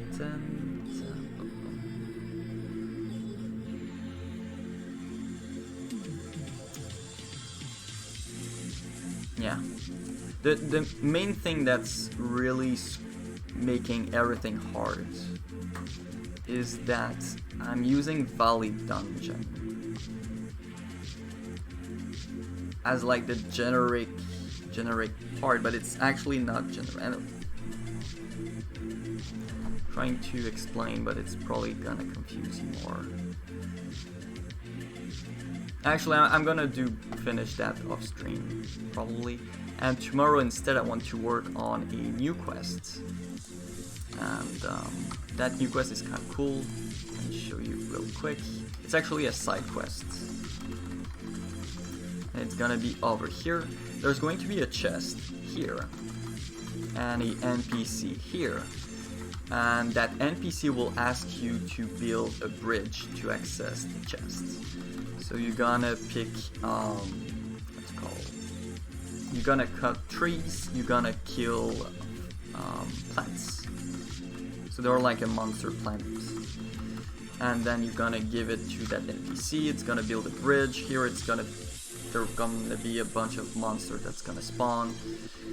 You pick the chest and you finish the quest. It's actually a side quest. So side quests are smaller. Anyway, thanks everyone for watching.